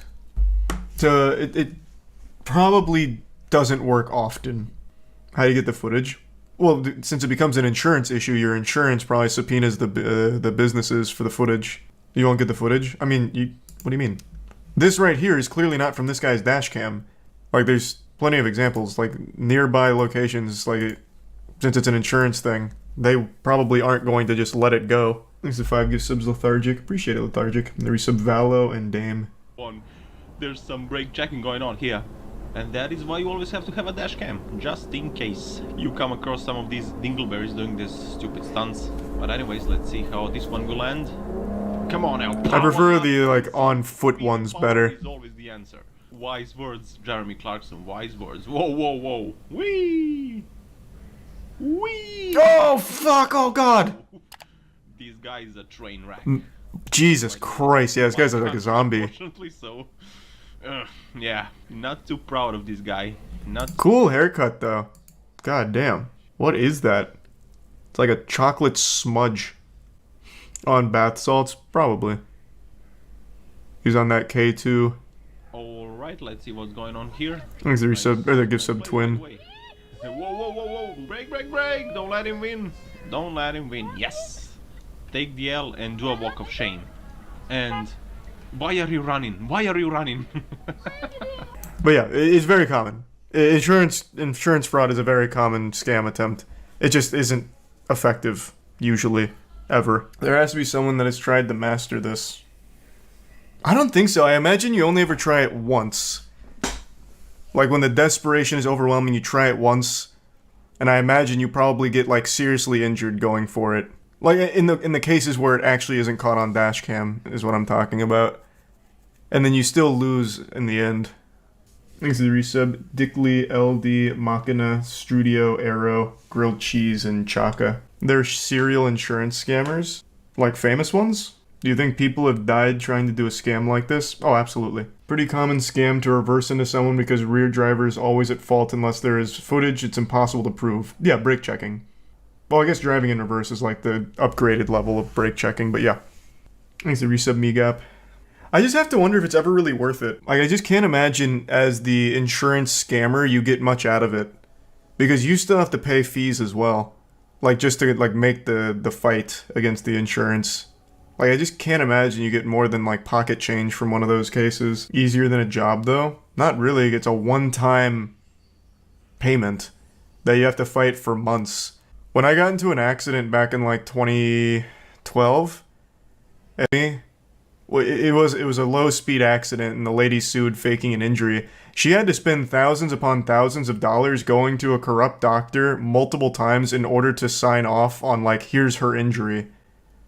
And then by the end of it, like, the case wrapped up as like a $10,000 settlement or something. And she probably spent more than that just getting all the paperwork together and then visiting the doctor so many times. Like, I mean, my insurance rate went up, so if it was a fuck you to me, she succeeded there, but, like, she didn't profit, like, at all. Well, it was a very low-speed accident, like, at like, a stop. And I talked to her for, like, 2 hours, and she was joking around. She even called her boyfriend up to come over to hang out. Like, she was totally fine. That she had no injuries whatsoever. And then she even did the classic, like, neck brace thing. What was the thought process behind any of that? Bro, have you never heard of ambulance chasers? Man, am I just that old? Ambulance chasers are like a thing. Just going for a paycheck off of fake injuries and shit? It just sounds so dumb. It is so dumb. Again, I just can't imagine you get anything out of it. You usually spend more chasing it than you do when you get a payment or a settlement. Just doesn't make any sense. Aren't ambulance chasers the lawyers who go after those cases? Yeah, but the whole thing is called ambulance chasing. So the people that fake it and the lawyers that pursue it. Not true, you don't spend anything. The doctors and lawyers are usually in on it and split it 3 ways. I don't know all the details of that, but using my case for an example, let's say they did split that $10K 3 ways. She did still have to fight my insurance. Or, like, herself. Like, not even, like, the lawyer. So she did still have to spend in resources in order to even battle. And if it was getting split 3 ways, that's even less than she gets trickled down. A friend of mine had a corrupt doctor. He didn't even have to go to PT. He signed off on it and got a free 3K from doing something similar. I don't doubt, like, all that's, like, accurate. The doctor she went to apparently was known to the insurance company as, like a quack who does this shit regularly. You finished Slippin' Jimmy. No, man, I'm not a fucking idiot. Why would I have watched Slippin' Jimmy? You're talking about the cartoon, right? This is apparently a disaster. Like, an absolute disaster. I also hate the art style. I can't stand this style. What is this? This was a Better Call Saul spin-off. And man, what a piece of shit. I watched the trailer and that's all I needed to see. Looks like Big Mouth. Yeah, everything is starting to look like Big Mouth. It's the cheapest and fastest animation. So everything's going that way and it's really frustrating. You sound like Martin Scorsese talking about Marvel. Hey, I will die on that hill. I think Big Mouth and all shows like Big Mouth are the worst thing to ever happen to animation. They're not only extremely ugly, they're extremely fucking lazy, and they are unwatchably bad. I will scream that from the mountaintops. BoJack's good though. I would. What a disservice to BoJack. You really think BoJack looks at all like this? I don't think so. I don't think it's even close.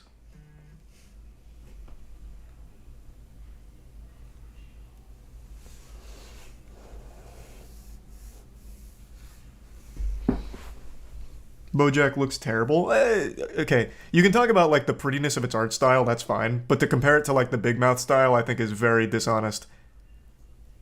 For BoJack in particular, I think the griminess of its art style like helps complement the tone of the show. But that's just me.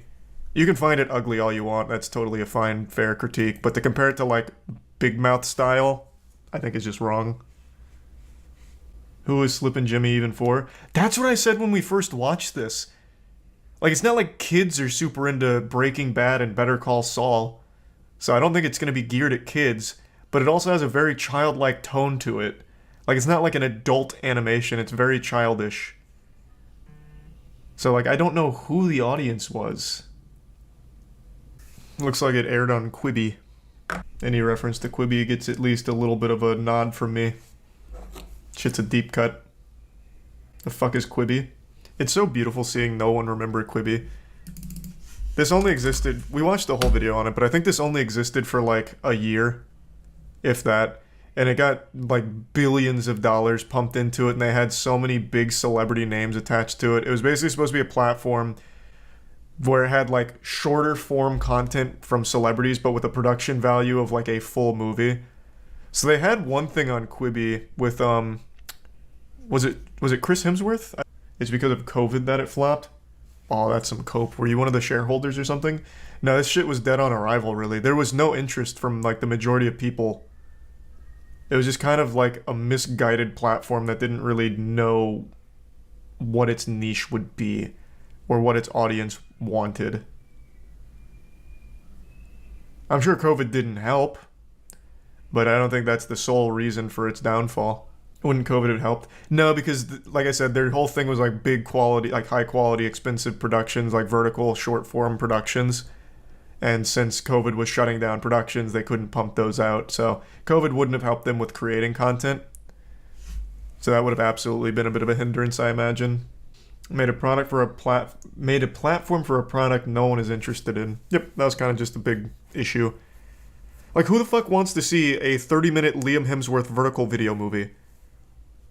Like, is this one of those things where it's like no, there's no real audience for it. Yeah, Tubb did post a new video. I'm pretty confident I'm going to know all of these. Let's see. Oh, wait, hold on. I don't want spoilers. All right. Hey guys, welcome back to another video. Today we're going to be talking about YouTubers you in the chat, Tubb? Their careers in seconds. There are a lot, and I'd like to make this a series.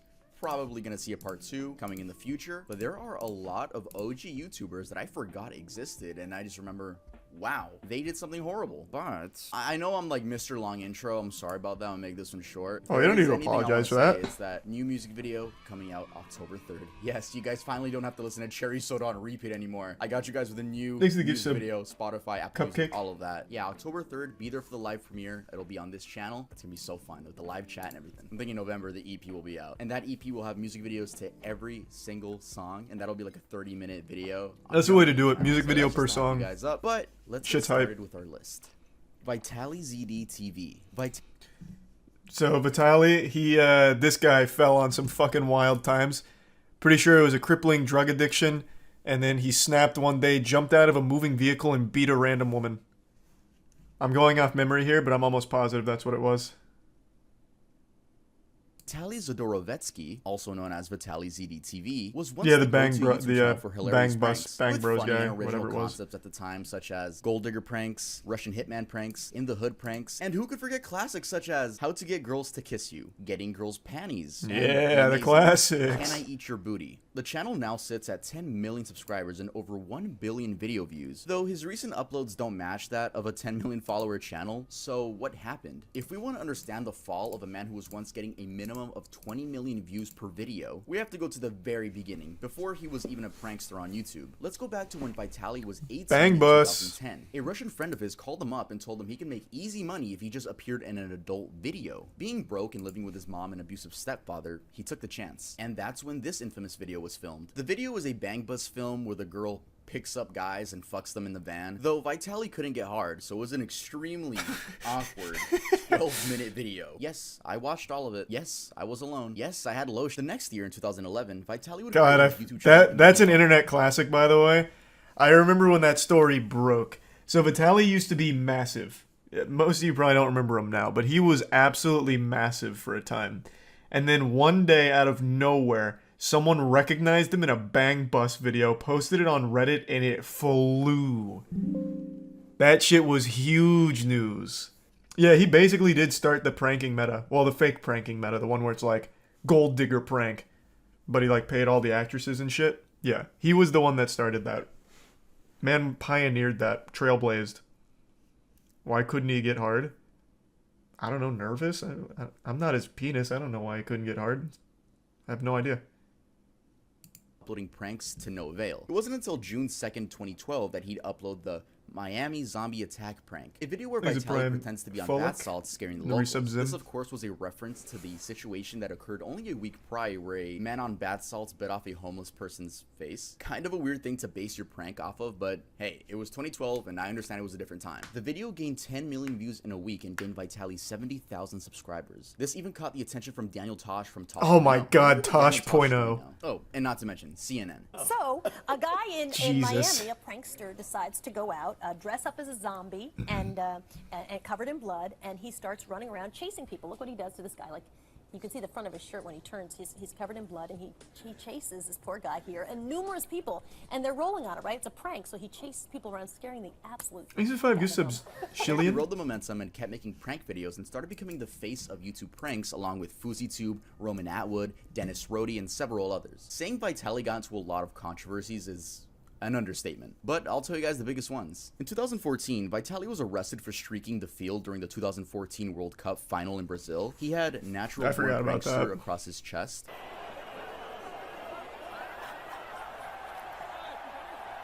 Yeah, Remy Galliard was really kind of the OG. Remy Gallard, I remember. 2016, he was arrested for trespassing after climbing the Hollywood sign. Back to our breaking news. A man believed to be a YouTube prankster has climbed the Hollywood sign. Tim Lynn monitoring the situation overhead in Sky 5. Tim. He had a flag, like you said earlier on. It says, "I'm back." I don't know where he was before, but apparently he is back. The next month, on June 10th, he was again arrested for streaking during Game 4 of the NBA Finals between the Cleveland Cavaliers and the Golden State Warriors. This time with Trump sucks on his chest and LeBron for president on his back.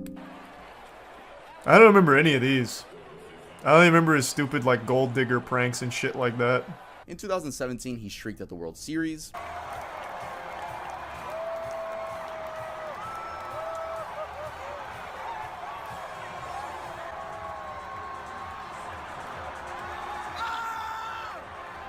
He also got banned from attending any sort of sporting event, so he eventually got his girlfriend and his mom to streak for him. I guess they really love him. In January of 2020, Vitaly was arrested and spent 5 days in an Egyptian jail after climbing the pyramids of Giza. Oh yeah, let's raise money.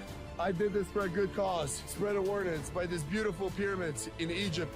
Man, I didn't remember any of this shit about him. What the fuck? He also starred in his own movie with Roman Atwood and Dennis Rohde, which wasn't that great. It was clear to see Vitaly was becoming addicted to the views. As time went on, YouTube became electric and sly. Began punishing creators for making edgy content. This was horrible for Vitaly, as it meant he either was out of a job or had to become family friendly. He ended up becoming family friendly and now does toy reviews. Imagine? No, fuck no. He instead made an uncensored subscription service to see his videos uncensored. But by the looks of it, that didn't go anywhere. Vitaly began losing relevancy as YouTube suppresses content. And in 2020, his name was back in the news, but for something no one expected. In April of 2020, he was arrested. I won't say no one expected. This man fell so hard. So even before this story broke, it's about to be when he beat the woman. Even before that story broke, there was so many videos, so many clips, and so much shit all about how bad he'd gotten. From drugs to all kinds of, like, different kinds of substance abuse. It was bad. Like, this was not surprising, but the brutality of it caught most people off guard. There's even a video of his arrest. I think it's on Code Blue. Or, not Code Blue. I think it's on Police Activity. Later charged for aggravated battery by the Miami Beach police. Vitaly tackled a female jogger and struck her multiple times on the head and chest. Your boy can stay back there. Oh, here it is. Yeah, here's a clip from it. No, put your hand on the car. Just lean on the car, buddy. Lean on the car right there. I'm sorry, guys. And he seemingly did this for no reason, but it was later revealed that he was on shrooms. No, but mushrooms are good. I never had a bad trip until that one time where I flew. So I was COVID mushrooms. I was bored. Last thing I remember is, please help. And I tried to hug her and she pushed me or whatever. I hit her and I realized what I was doing on top of her and I was like, what the And I didn't even run back to the house. The article says Jesus Christ. I didn't know what was happening. He was released from custody after a $7,500 bond. Vitali reunited with his attorney, Roger P. Foley, and released a video on how Roger was able to get him to avoid 15 years in prison. After filing in on the case, the charges were immediately reduced to felony battery, a third-degree felony, and after a few months, the case was reduced to a misdemeanor and eventually dismissed. I feel like if the charges got dropped because you have a really good lawyer, I don't know why you would make a video on it. It kind of seems like a big fuck you to the woman that got attacked. Like, hey, that's exactly what it is. I got a good lawyer. It's kind of a weird video to make. Fast forward to 2022, and Vitali seems to be trying to make a comeback to YouTube with classics such as Can I Eat You Out? How Tight Are You? And Epic Farting on Girls prank. Someone needs to tell Vitali we're not in 2015 anymore. He even does the he's killing it, guys intro unironically, and it's pretty sad. What's up, villains? Welcome to another video. The prank format on YouTube isn't what it used to be. Great examples of new prank channels are Balin Levine, Loaf, Kai Cenat,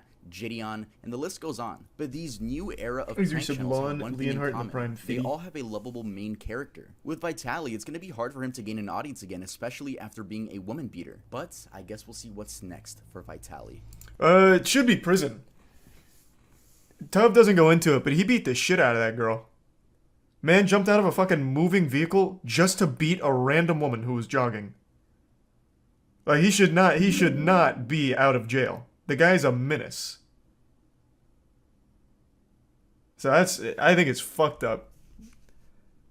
His lawyer got him out of 15 years of prison. What bullshit. Yeah, that guy sucks. Thanks to the resub advanced in the bits, Marty.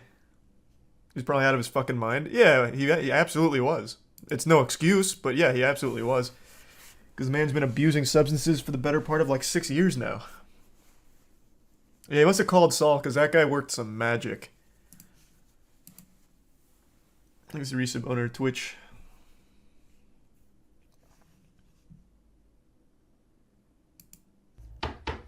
Yo, hold on, guys. Someone's knocking at my door. Thanks to tier 1 doctor. A tough skit? You're under arrest. What do you mean I'm under arrest? Because you don't have the new Earl drop. A merch skit. Oh, I thought it was like going to be VPN or something. Earl, the brand you own, the new collection that just dropped. Thanks to Prime Drew. Back to School collection, and if people use code Back to School, they get 20% off anything at the store. Hey, 20% off. Resub really Quazon. Give me that. There you go. Wow, this is really good quality. I'm gonna put it on off camera. Yes, off camera. Yeah, I don't get to see my nipples yet. Oh my god, it's embroidered. Look at that. Y'all Thanks to the college? resub Chunky and Girus. Isn't that right, cop that randomly and came Fire to my room? Hey, that's very true. My kids actually go to Earl University. Anyway, you're extremely cute. Hey, what can I say? You are too. Get the fuck out of my room. Okay. Guys, make sure to use code back to school to get this amazing Earl hoodie, which I will be wearing for the remainder of the video. EarlDoesn'tExist.com. Let's move on to the next one. Rice Gum. The story of Brian Lee is a really upsetting one. Jesus. I was a big fan of his in 2016. Back in 2016... How? What was there to be a fan of? In 2016, he was still doing the same dumb shit of, like, diss tracks and saying, these kids need to be stopped. It was like, damn, this kid is so cringe. This kid is just lame. What the fuck was there to be a fan of? The guy hadn't done anything, like, ever. I will legitimately never understand how Rice Gum rose to popularity on the platform. Always blew my fucking mind. It was definitely a different era. We had YouTubers such as Leafy, Pyrocynical, Grade A Under A, Drama Alert, H3H3, iDubbbz, Filthy Frank, and yes, some of those YouTubers still upload to this day, such as Pyrocynical. Shout out Pyrocynical. If you know me, that's crazy because I look up to you. But we're talking about Rice Gum in specific. I made a video dissecting Rice Gum's fall off last year, so if you want a more in-depth version of that, you can watch that after this one. Anyway, Rice Gum initially blew up off his These Kids Must Be Stopped series, a series where he makes fun of cringeworthy kids on the Musical.ly app. Alright, man. I don't know if you guys heard it. This fucker just said, I'll be drunk texting you. I did some research. This fool's 13. The public absolutely loved these videos, and he quickly skyrocketed to 100,000 subscribers. And only 4 months later, he reached the 1 million subscriber mark. He continued roasting other influencers, and the main thing people looked forward to in his videos were the diss tracks. Your fans are little kids under the age of 12. Tell me why your ears make you look like an elf. You think I'm trying to roast you, but I'm just trying to help. Psych, I'm just here to give you this L. God, yikes. Now, these diss tracks weren't good, even worse but than they I were remember. extremely entertaining at the time. As It's time your went one on, dream, he only grew and was Prime becoming Massey. a mainstream YouTuber. It was great seeing this 19-year-old achieve his dreams. But on January 14th, 2017, he uploaded a video which many fans to this day claim was the beginning of his demise. Finally Moving Out of My Mom's House is a video where Ricegum kinda just tells the audience he's moving. He did move, but 3 months later he moved again into the Los Angeles Clout House, an influencer house founded Oh, by the Clout House, I forgot about Alyssa that. Violet, Summer Rae, Wolfie Raps, FaZe K, and some other forgettable people. And I don't mean that in a mean way, like some people in there were genuinely forgettable. Now, this is where Ricegum's downfall truly began. Not statistically, though. I mean, he peaked in popularity at this house. Bigger videos, better production, more money, more fame, but that all came with a big ego. You see, if there's anything I've learned from doing research of YouTubers' rise and fall, or just celebrities' rise and falls, it's to never get a big ego. That will just make sure your career dies. But I'm going off track now. Then one day, iDubbbz uploaded a content cop on Ricegum, a video where Ian completely rips Ricegum apart for being an arrogant, money-fueled YouTuber. He is extremely insecure, and he makes it very obvious when he uploads videos like this,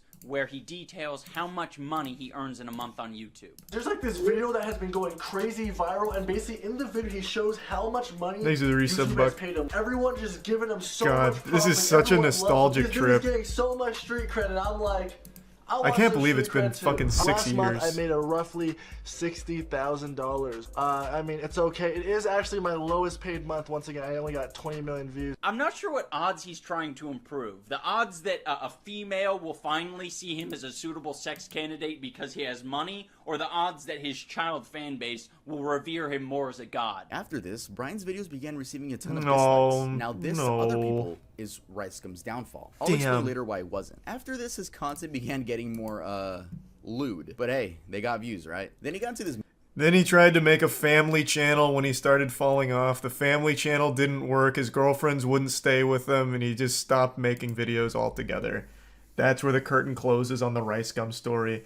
He tried streaming GTA RP, but after getting insulted by the chat constantly, he eventually called it quits there too. I already know his whole fucking story, man. This guy's just such a fucking L. He was for a long time my least favorite person on the platform.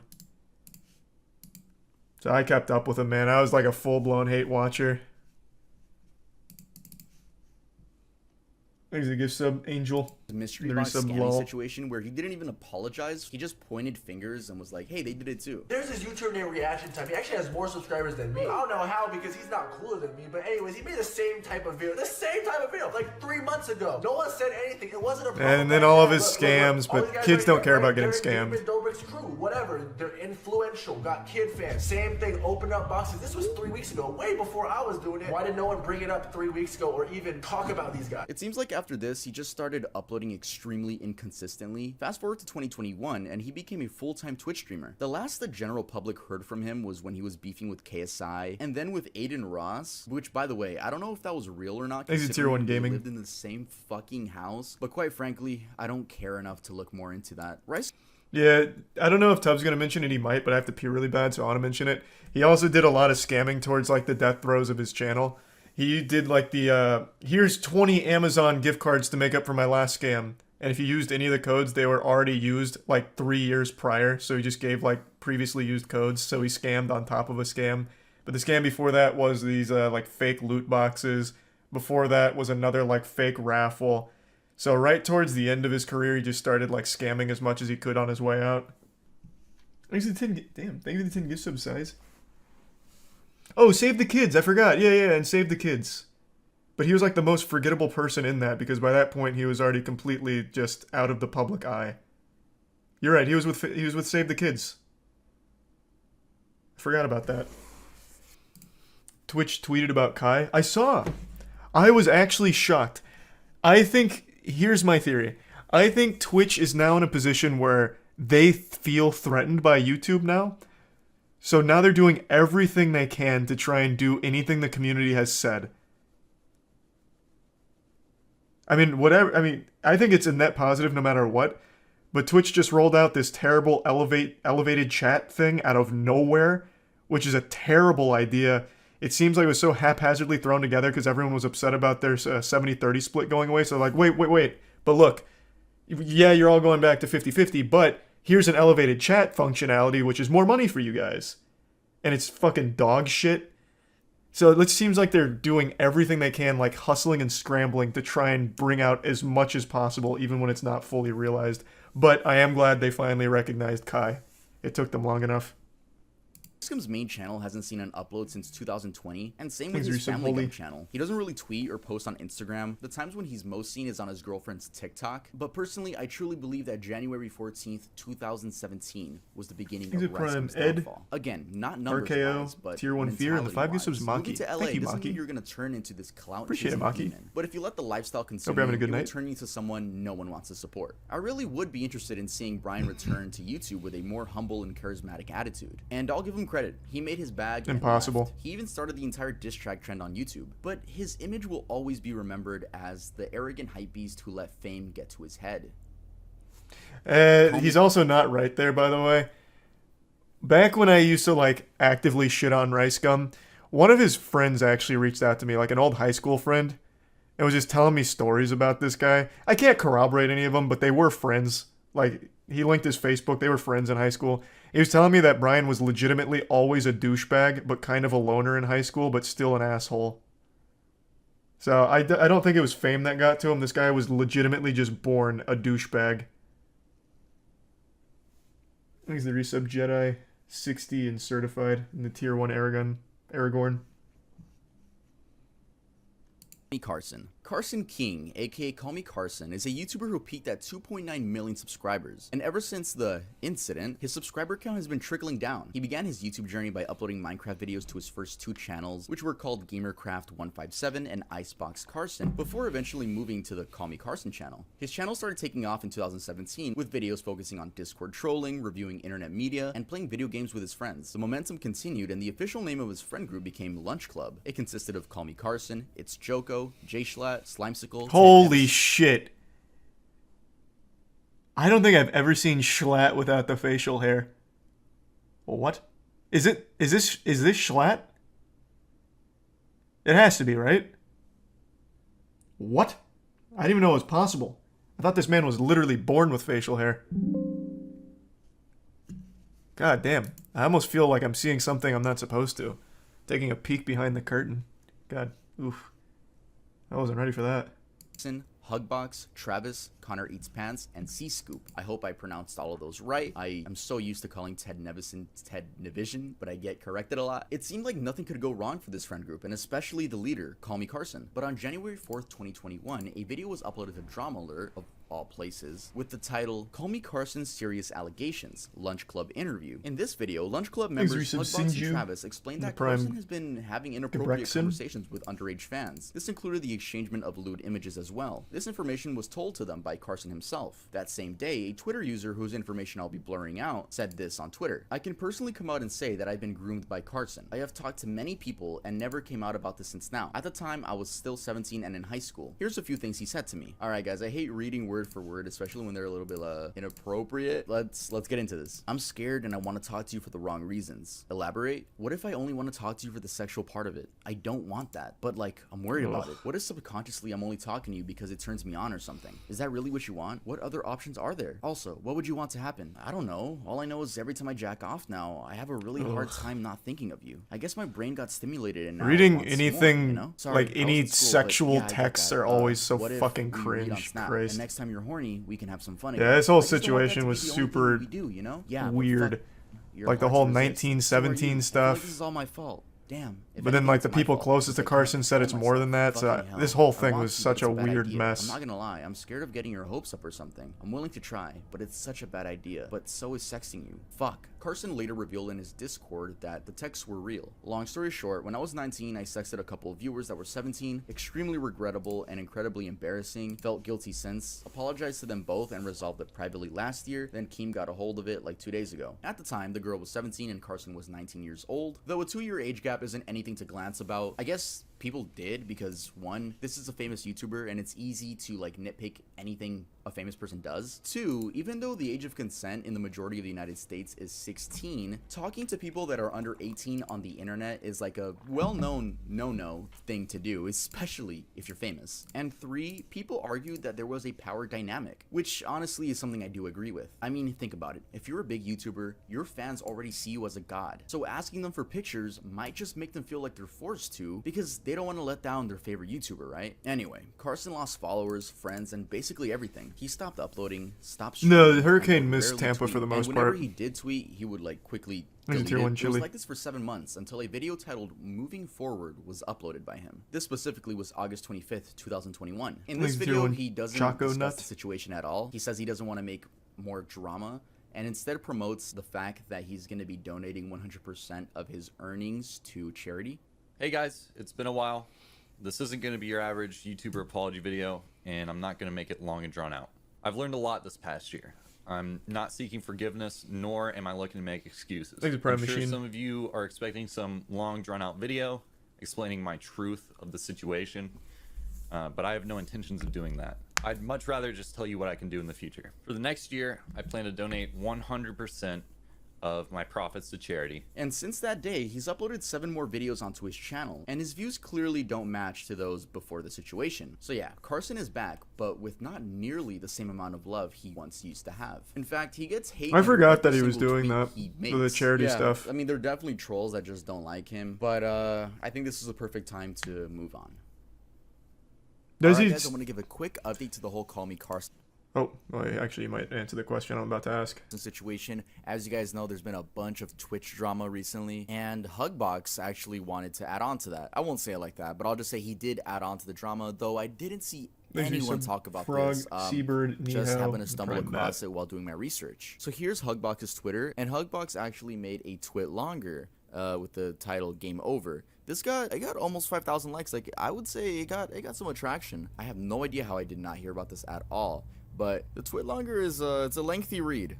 It's a very lengthy read.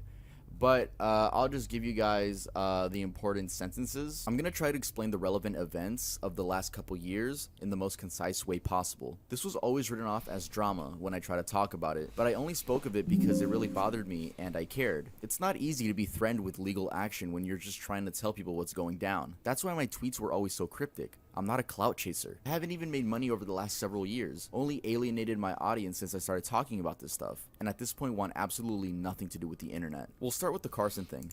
I read this and this guy tries to make this whole thing about himself. I vaguely heard about this. I will say off rip, him saying I'm not a clout chaser but calling this game over is kind of contradictory. That just immediately rubs me the wrong way.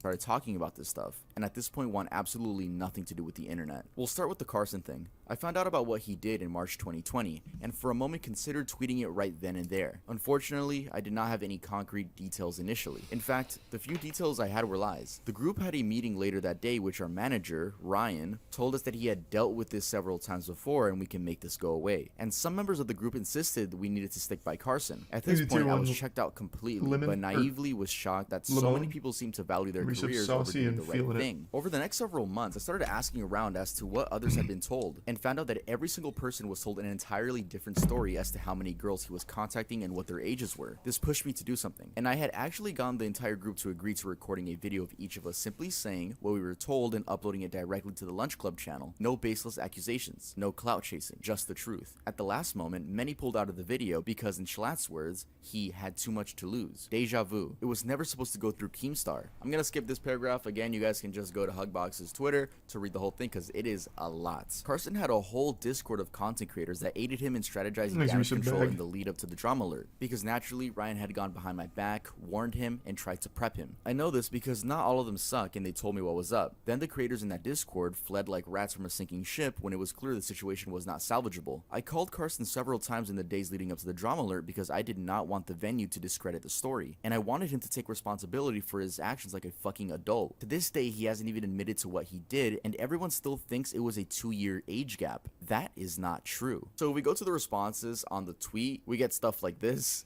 I like how instead of telling us why it was worse than a 2-year age gap, he simply didn't that's rough. Elaborate on that. Sorry to hear that, Lamone. No, it's a very strange twit longer because, I mean, he's being cryptid like he said, but he said something about legal action, so I don't know. I don't know that. I'm just the messenger. I want to make that clear. I'm just the messenger, and I just felt like I should update you guys since something else came through to the story. It's very odd that Hugbox says that there wasn't a 2-year age gap. It was that was not it. But yet this girl says that she's 17. But I also remembered apparently there were multiple girls.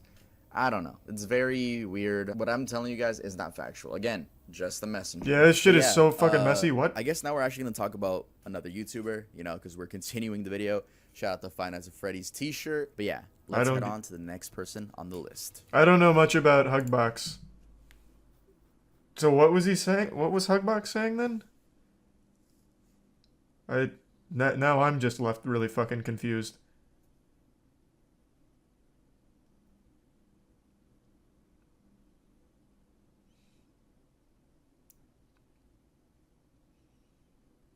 Thanks to the bits, Vintage.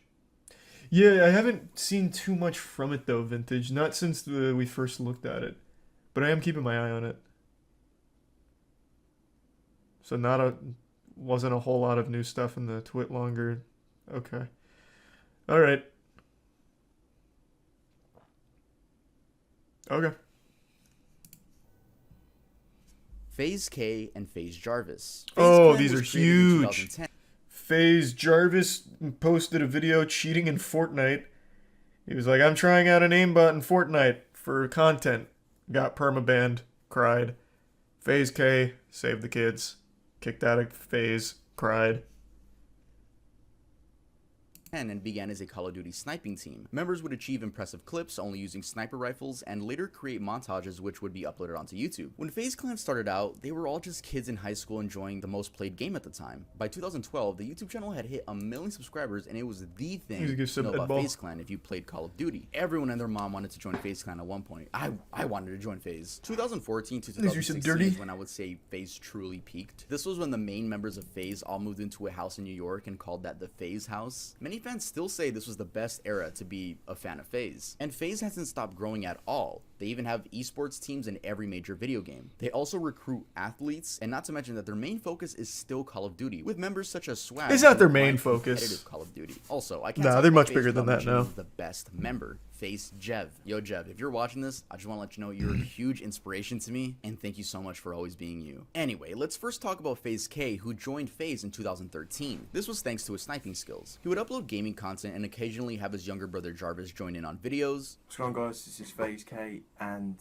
I'm doing a Q&A today. I asked some of you guys on Twitter to ask questions to ask my brother, who is here next to me. Though K never got nearly as many views as his American peers, I'll give him credit for going outside the box and attempting to capture the more IRL side of gamers. And when he would get views, it was for very out of place content like water bottle flip videos. You'd never expect that to be uploaded by Damn, he did a lot of that. I mean, they brought in views, so he was doing something right. Around this time is when his younger brother Jarvis began uploading content of his own, but things would change in 2018 around Fortnite's peak. K would begin to make videos revolving around his little brother and Fortnite. The views were immense, and at this point, K was living in a new LA FaZe house, or the Clout house. Either way, it was a fucking influencer house. Eventually, thanks to his skills and very, very saturated thumbnails, Jarvis joined the one and only FaZe Clan in 2019. The momentum only continued, and then Jarvis got banned from playing Fortnite due to using hacks in the game, aimbot to be specific. He wasn't playing competitively, he just downloaded some mods and wanted to make a cool video out of it. I'm truly like so sorry. Epic, I know I have to take accountability for my actions, and you know I'm gonna do my best to accept any punishment or like comes my way, whatever happens. Epic Games decided to make an example out of him and banned him from He's playing still the banned, game. right? No, this doesn't mean that when he goes to his friend's house and picks up the controller, the FBI just breaks down the fucking door and arrests tier 1 him. spicy. It just meant that if you made any new accounts publicly, they would all just automatically get banned. This also meant Jarvis had to switch content. He basically became it's just such a stupid idea. Like, I don't remember how old he was when he did it. I think he was probably like 18 or something. But what a dumb fucking idea. I'm going to knowingly cheat in this game for a video. Like, I don't know what you would possibly expect to happen from that. It's so... Like, I feel like almost bad because to be so stupid to think it's a good idea, like it's... I don't know. Still, very, very dumb. Challenges and TikTok life hacks. By the way, these thumbnails are still, Research very Wolf. bright. In 2020, he quote-unquote fooled the internet that he was playing Fortnite again. He went live and had someone else play for him. Then his username got leaked and Epic Games banned him on the spot. But when did FaZe K and FaZe Jarvis's careers go to shit? Kids. The Save the Kids crypto scam. Yeah. YouTuber was hopping onto the crypto coin. Save the Kids. Train. Well, this was one of them. This was a coin that claimed it would be used for charity and use the likes of K, Jarvis, Tico, Ricegum, and Nikon in order to get more clout. This was an entire mess, and I'm gonna dumb it down for you guys, but if you guys want full explanation, make sure to go watch CopyZilla's video. It's an amazing detailed video. That is a great video on it. Fans would buy this coin thinking that the value was only gonna go up. You know, they probably thought it was gonna be the next Bitcoin, but instead, the owners of the coin just left with all the money. I believe this is called a pump and dump scam. All the people in that got video rugged. were part of it except Tico. Tico was genuinely innocent, which is why he's back in FaZe now. But everyone else in that video,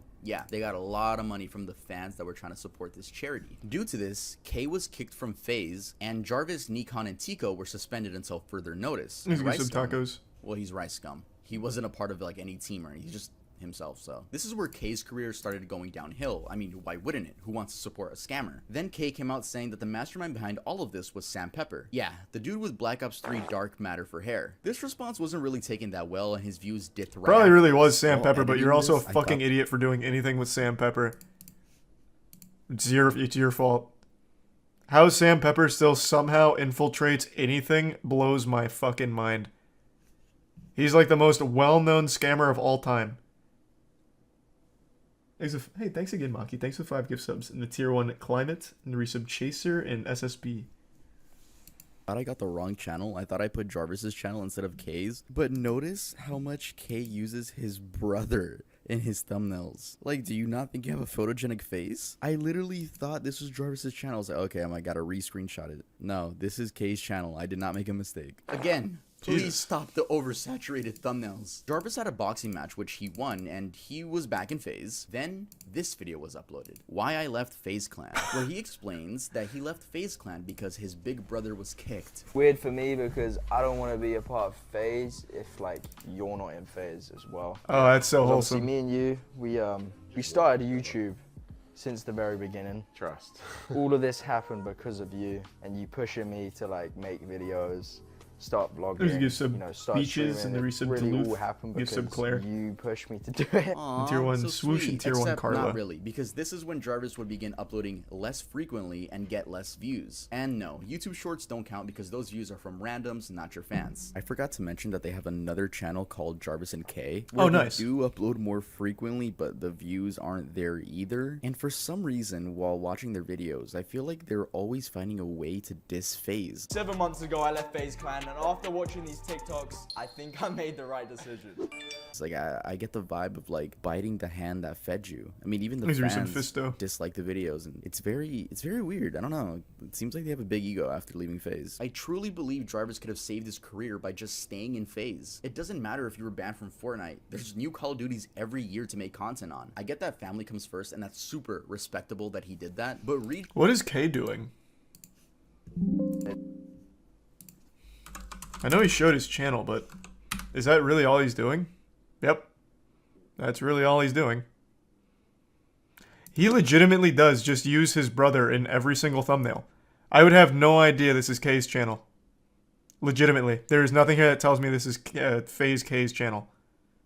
That's crazy. But man, this content does look fire. Awesome. I asked her to be my girlfriend on camera. Whoa. I exposed Jarvis playing Fortnite? Oh, no. And what is Jarvis doing? Maybe Jarvis only has K in the thumbnail. That'd be huge. No, I guess not. He also hasn't fallen off nearly as hard. Yeah, it's mainly just K. So Jarvis has 2 channels? Well, yeah. Jarvis and K have 2 channels. They have their own, and then they have the FaZe and Jarvis channel. Or the K and Jarvis channel. Joining FaZe doesn't mean, fuck you, bro, to your brother. It just Makes means the you're looking bits out for fist. yourself. It's quite literally your livelihood. That's a Nowadays, good question, they both Fist. I upload don't know. shorts and Mr. Beast-inspired videos, but it doesn't seem their audience is there anymore. Jarvis had a video get over 1 million views recently, but it's because FaZe members are in it. Pretty ironic. I mean, you could have stayed. You could have fucking stayed in the group. But yeah, let's head on to the next one. Kiwis. Kiwis first started getting popularity in I forgot about this one. 2015 when he was part of the Call of Duty team Red Reserve. This team was seen as a stepping stone to FaZe Clan. During this time, the Red House became a thing, and this included Formula, Random, Mix, Kiwis, Game Gandhi. Since crazy we're no one talking about remembers Red, I this. gotta mention Red's best member, Game Gandhi. He was always the best person out of their crew and had the best content, and it just sucks that he got grouped with these. I won't spoil it. I'll Anyway, let Tub this house had explain. a life of its own. Like, the chemistry It's pretty was there, bad, though. and the Gandhi vlogs were sweet and to the point. They weren't seen as rip-off FaZe anymore. They were just becoming Red. Until one day in 2016, Keemstar uploaded a video where Kiwi's attempts to justify why he sent a 12-year-old girl images while he was 17. And that had started a year and a half before the interview, so now the girl was 14 and he was 19. Either way, it's fucking disgusting. And then he proceeds to shoot himself in the foot. Because okay, so it was just weird. You sent pictures when you were 17 and she was 12. Now, I believe she said that she said she was 14. I believe, and the kick logs will prove it. Like, if you guys get it, like, okay, it's there, but she said she was 14 or whatever. But it was a month ago. Yeah, and a month ago on Snapchat. Yes. Okay, so a month ago you sent her a picture. Yes. But the problem with that is you're 19 and she's 14 at the time. But the thing, like, I was in a really, like, depressed state. Like, she was talking to me, like, she kept on saying how she was saying how she was so attached to me, and I was saying, and she said how she wanted to meet up, and I said, that's really weird. I don't want to meet up. Like, that's something you can't bank on. Like, that's just really weird. I don't want to do that. And she's claimed that she wants to meet up with other people. There's another person in Red that she talks to that she wanted to meet up with. Specifically, and we can talk more about that in private. But oddly enough, this wasn't the end of his career. He continued uploading and even uploaded a response video where he flat out victim blames the girl. I shouldn't have trusted this girl. I shouldn't have. I don't know why I did what I did. She convinced me that I could trust her, and it was a mistake. And that's something I will never make ever again. This girl lied about her age and convinced me to send her pictures of myself. Like, she sent pictures to me too, but his audience seemed to have liked and supported him. By this time, everyone knew about the situation, and due to living. I never saw that.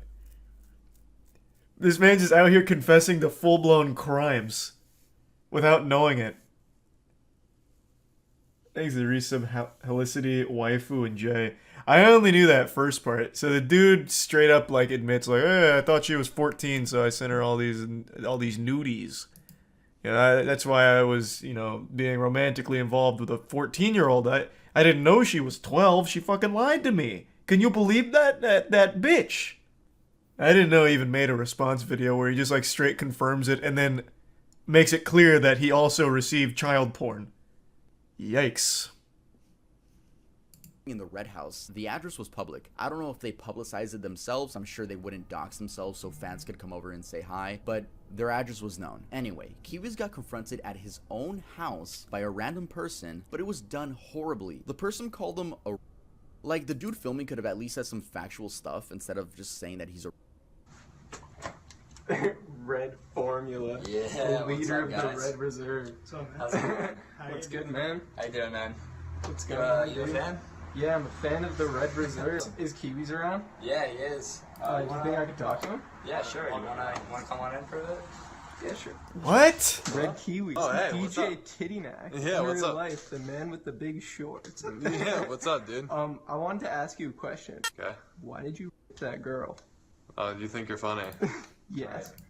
That is not funny at all, dude. Alright, you gotta leave, dude. Leave, bud?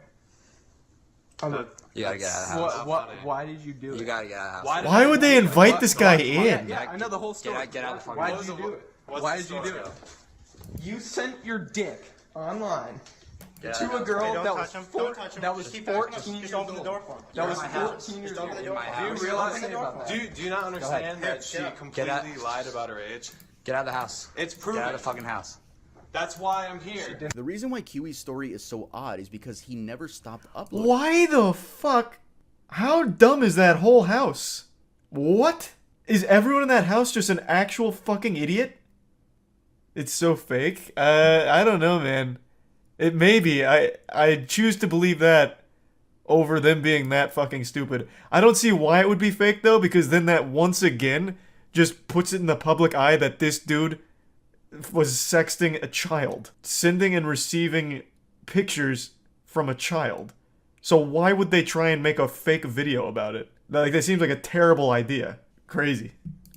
He even peaked in 2018, 2 years after that situation. This was, of course, with the help of overly saturated Fortnite thumbnails.